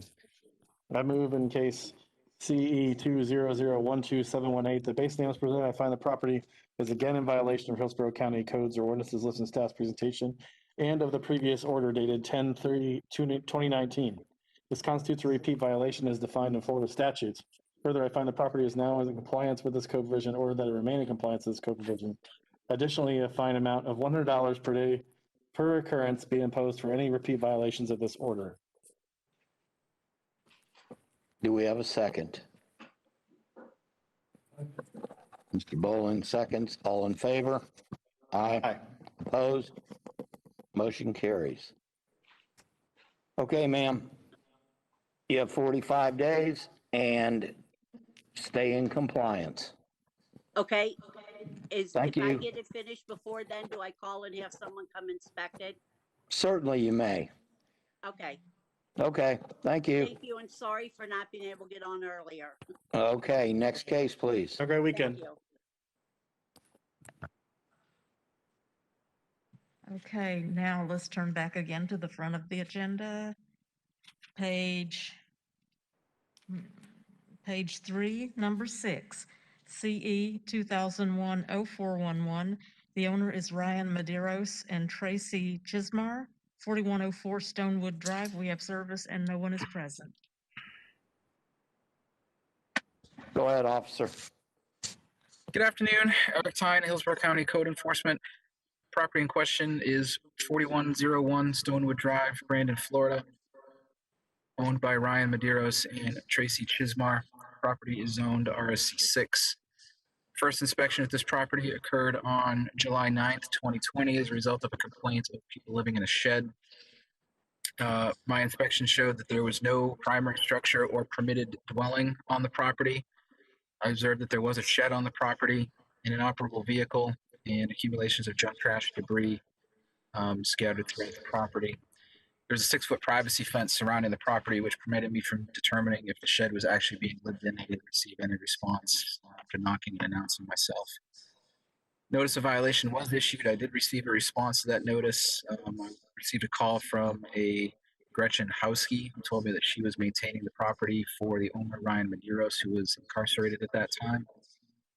I made in-person contact with Ms. Houski at the property on November 2nd of 2020, requested permission to inspect the property inside the fenced-in area, and that permission was denied.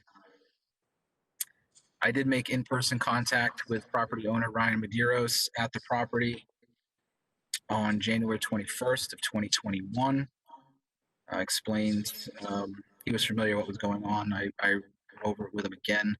Mr. Medeiros told me that he was a sovereign citizen, not subject to our laws and codes, and essentially could do what he wanted on his property. I did serve Mr. Medeiros in hand with a combination notice of violation, notice of hearing for today's date, as well as written instructions on how to attend the hearing virtually. As of this morning, there's no permits on file or any applications on file to get a permitted primary use for the property established. That's all I have. Okay, thank you.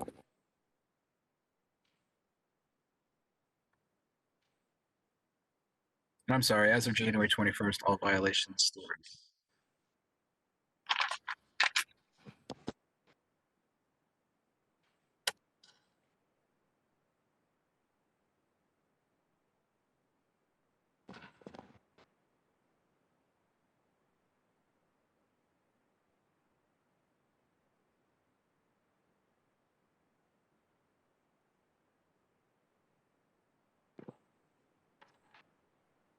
I grant 30, in case CE 200104111, I grant 30 days to come into compliance. If compliance is not achieved by that date, a fine of $500 a day be assessed. Second, Lorenzen. Okay, we have a motion by Ms. Clayton, second by Mr. Lorenzen. All in favor? Aye. Aye. Opposed? Motion carries. Next case, please. Thank you. Turn to page 4, number 9, CE 1901-8760. The owner is David A. Lusk and Sonia Lusk. Location 812 Smith Bay Drive. We have service and no one is present.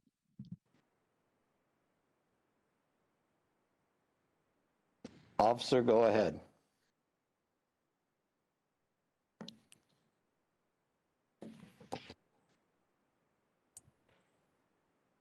Officer, Tyrone Lee. you're muted. There you go. Tyrone Lee, Hillsborough County Code Enforcement. Case number C 1901-8760. Property located at 812 Smith Bay Drive in Brandon, Florida. This property has two violations, or had two violations: exterior walls and inoperable vehicles. When they were first inspected back on November 21st, 2019. Since that date, we had 8 other inspections. On December 23rd, 2020, I inspected the property and the inoperable vehicles were complied. The vehicles were removed from the property. On January the 19th, 2021, I met with both property owners, Mr. and Ms. Lusk, issued them a combo notice to come to this hearing, and went over the details, and they said they were going to show up. So with the inoperable vehicles that's complied, I'm requesting a remain in compliance. Here we are. Okay. Ms. Wright.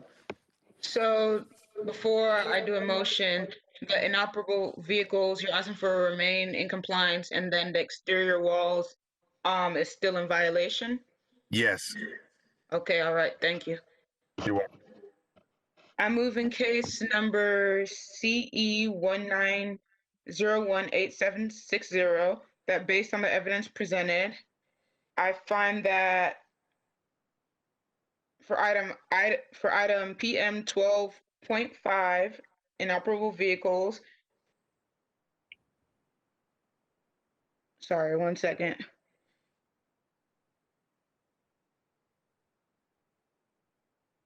I find that the property is again in violation of Hillsborough County Code or ordinances as listed in staff's presentation, and of the previous order dated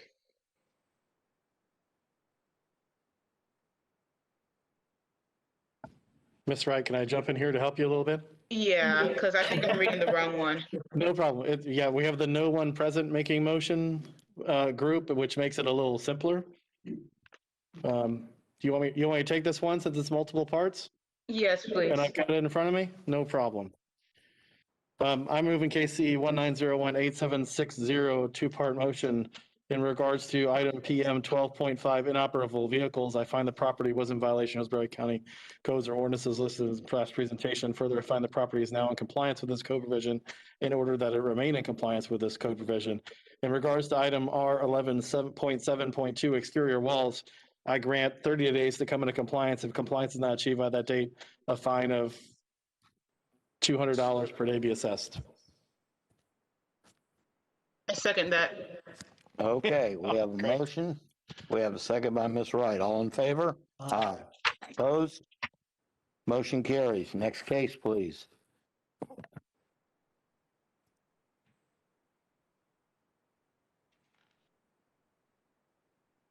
Turn to page 6.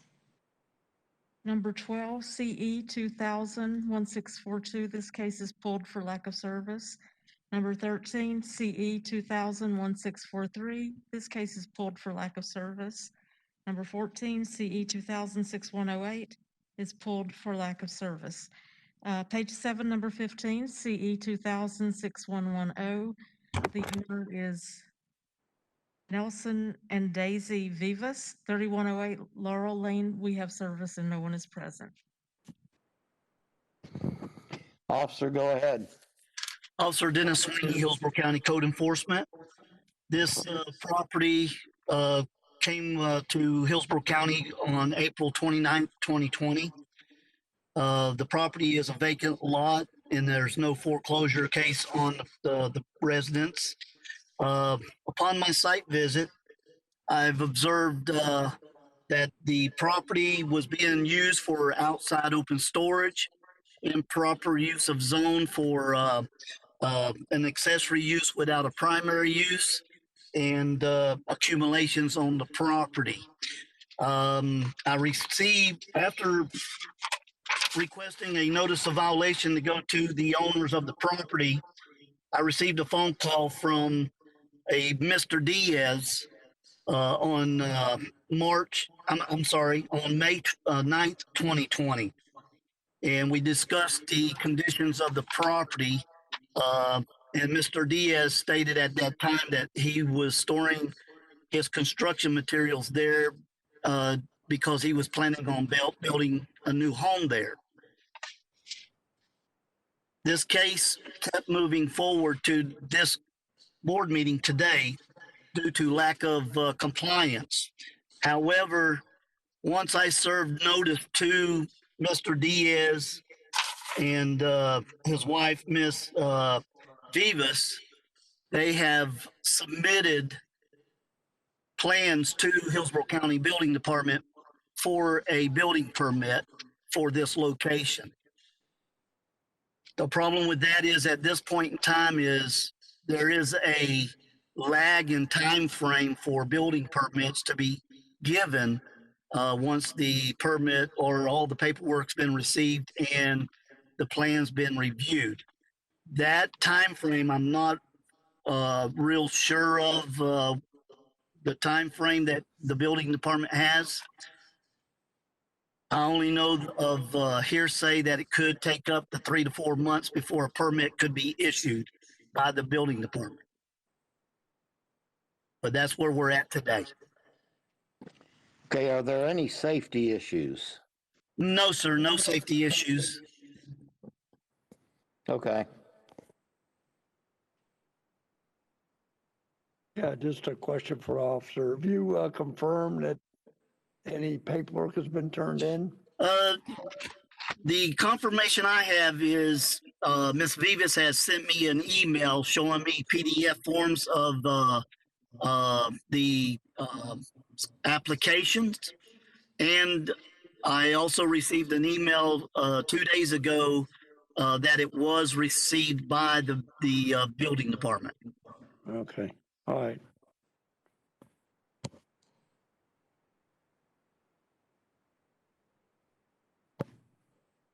I grant, reference case number CE 200061110. I grant 45 days to come in compliance. Compliance not achieved by that date, a fine of $200 per day be assessed. For discussion, I believe, oh, we need a second, yes. I'll second for purpose of discussion.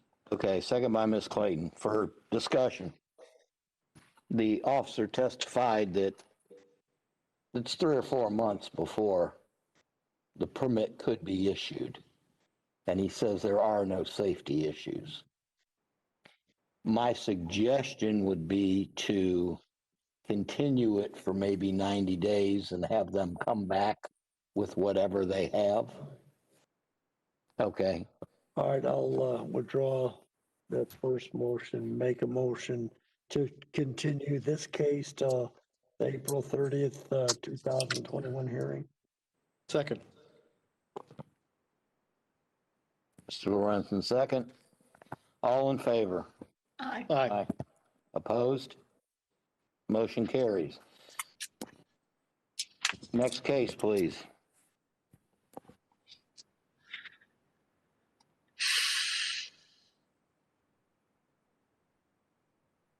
Page 8, number 18, CE 2000-3614.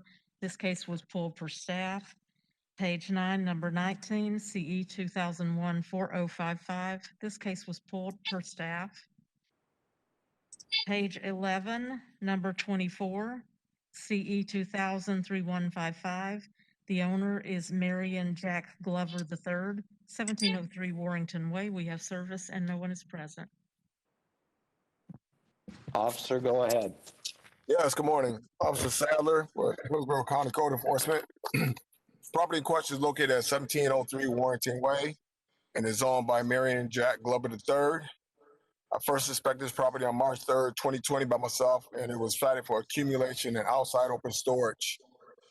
As of my last inspection on January 21, 2021, both violations were still remaining. When I attempted to serve Mr. Glover, he yelled out that he wasn't home, but he was there at the time. So that's where we are today. Okay, Mr. Lorenzen. I grant 30 days to come into compliance. If compliance not achieved by that date, a fine of $150 per day be assessed. Second by right. Okay, we have a motion, Mr. Lorenzen, second by Ms. Wright. All in favor? Aye. Opposed? Motion carries. Next case, please. Page 12, number 27, CE 0401, Jeremy S. Goodyear and Heather L. Goodyear, 8813 Mill Point Road. We have service and no one is present.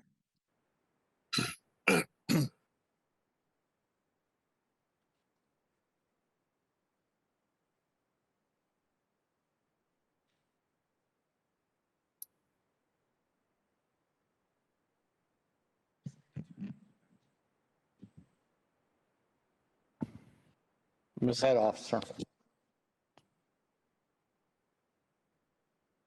Ms. Meyer, while we're waiting for the officer, I'm showing that we didn't address case number 26. Did I just fail to mark that off, or? Yes, case number 26, CE 2009-179.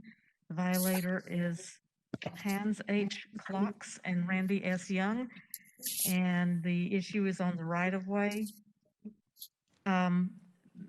Mr. Clocks was here earlier, but he left. He had a discussion with me during the break, and I explained the remaining compliance issue to him, and he did not want to stay any longer. Said he had to get back to work. Okay, so are we going to hear that case, or are we? I have it loaded. We can hear that at this time. Same officer, Sadler. Okay. Okay, we'll do the one that ends in 179. Officer, go ahead. Okay, we're doing 179 or 401? 179. 179, okay. Leon Sadler, Hillsborough County Code Enforcement. The property in question is one right-of-way, which is owned by the county. This right-of-way is directly in front of Extreme Power Sports, which is located at 1019 South US Highway 301. The property was first inspected on June 17th of 2020, and Hans Glocks and Randy Young were cited for their proper use of the public right-of-way. At the time, they were parking their four-wheelers from their business in the right-of-way. As of my last inspection on January 22nd, 2021, the violations were complied, but I'm requesting they remain in compliance. Okay. Ms. Clayton.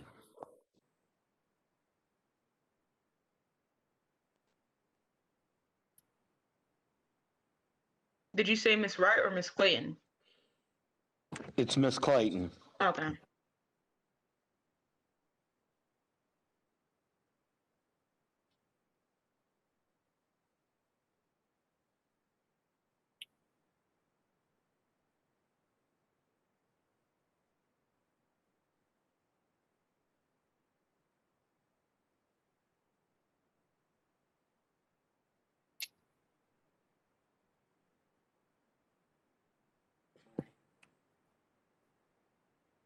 Okay, let me try this again. Case number CE 200009179. Find that the property is again in violation.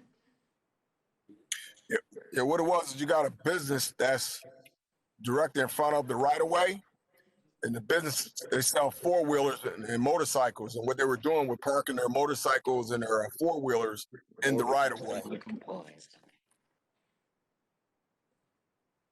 Okay. I find the property was in violation of Hillsborough County codes or ordinances as presented. Further, I find the property is now in compliance with this code provision in order that it remain in compliance with this code provision. Second. Mr. Lorenzen, second. All in favor? Aye. Opposed? Motion carries. Next case. Okay, we'll go back to number 27, CE 2001-0401, Jeremy and Heather Goodyear, 8813 Mill Point Road, and we have service. Leon Sadler with Hillsborough County Code Enforcement again. Property in question is 8813 East Mill Point Road, and it's owned by Heather and Jeremy Goodyear. This property was first inspected July 10th, 2020, and was cited for accumulation, outside open storage, and excessive RVs. As of my last inspection on January 22nd, the only violation remained was accumulation. I spoke to Mr. Jeremy this morning He informed me that he attempted to get on virtual, but he was having problems, so he was unable to get on. He also sent me pictures showing that it was the violation was in compliance, but I still need to go out there to actually verify that. Okay, Ms. Wright, it's your turn for the motion. Okay, so are you asking for a stay in compliance, or would it be the initial violation motion? Right It'll now, be the initial violation. Okay. I grant 10 days to come into compliance, and if compliance is not achieved by that date, a fine of $100 per day be assessed. Second, Lorenzen. Second by Mr. Lorenzen. All in favor? Aye. Opposed? Motion carries. Next case. Turn to page 16, number 32, CE 19012514, Max E. White, location 11606 Colony Hill Drive. We have service and no one is present. Good afternoon, Charles Harwell, Hillsborough County Code Enforcement. Again, the address is 11606 Colony Hill Drive in Sefner. This case originated on August 8th of 2019. The original violations were accumulations, overgrowth, and inop vehicles. The inop vehicles were complied on 7/7 of 20, approximately 11 months after the case started. And it's been scheduled for 6 previous hearings, and it still remains in non-compliance, the 2 violations, accumulations, and overgrowth. Okay, Mr. Bowen. All right, I grant, reference case number CE 19012514. I grant 21 days to come in compliance. If compliance not achieved by that date, a fine of $200 per day be assessed. Second? You request order to remain, okay. Second. Second by Mr. Lorenzen. All in favor? Aye. Opposed? Motion carries. Next case, please. Could I get that motion again? How many days was that? $200 a day. Thank you. Page 17, number 33, CE 19017158, Madeline Cruz, location 5207 Garner Place. We have service and no one is present. Okay, again, Officer, Charles go ahead. Harwell, again, Charles Harwell, Hillsborough County Code Enforcement. Again, the address is 5207 Garner Place in Sefner. This case originated on November 4th of 2019. The violation is commercial vehicle. It's been scheduled for 5 previous hearings. And I've made several visits to that property, and I just recently, the one picture you have, I recently caught it. I spoke to the husband of the property owner who lives there. He's the one I served the notice to. And he has his own business, and he said he was just stopped to get breakfast. But I explained to him that commercial vehicles are not allowed in residential areas. He said he understood. Here we are.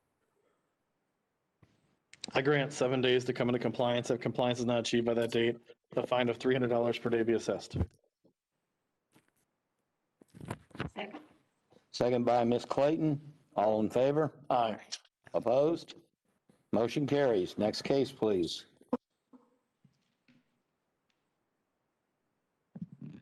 Page 18, number 35, CE 2000-0308. The owner is Sherry Fett, 1910920 Ross Street. We have service and no one is present. Officer, go ahead. Okay, Charles Harwell, Hillsborough County Code Enforcement. Again, the address is 10920 Ross Street, Tampa. This case originated January 8th of 2020. The violations are accumulations, inops, outside open storage, and accessory structure setbacks. Yeah, it's not homesteaded, and that's not in foreclosure. Okay, Ms. Clayton.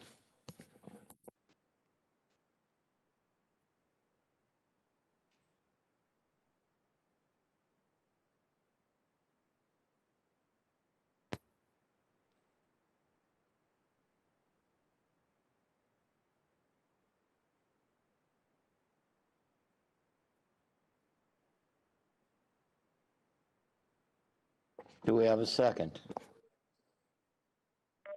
I'm sorry, Mr. Bordenaro, I could not hear her motion. It was 30 days, $250 a day. Thank you, sir. And that's seconded by Mr. Boland. All in favor? Aye. Opposed? Motion carries. Next case. Number 36, CE 2000-1005. The owners are Linda F. Johnson and Jack Thomas Johnson, 204 West Tennessee Avenue. We have service and no one is present. Officer, go ahead. Okay, Charles Harwell, Hillsborough County Code Enforcement. The address is 204 West Tennessee Avenue in Seffner. Both homeowners are deceased, and the oldest son, Bruce, resides in the mobile home. There is no electricity to the mobile home. The electric company removed it's called a ballast, but there's no power to the property.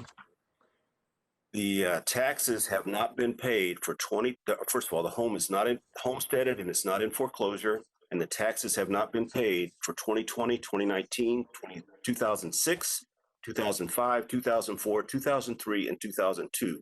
So the total unpaid taxes for this property is $20,389.59. The violations are accumulations, in-op vehicles. Every vehicle is not registered. RV setbacks and occupied RV. I talked to Bruce, and he says he's kind of vague on who stays in the RV, but they come over and spend the night, and then they leave. So, and that's it. Okay, Ms. Wright. Question for the officer, has he like shown that he's gonna, what has he said about the violations? Is he just kind of like, okay? He says he's cleaning them up, but they haven't changed. Okay, got it.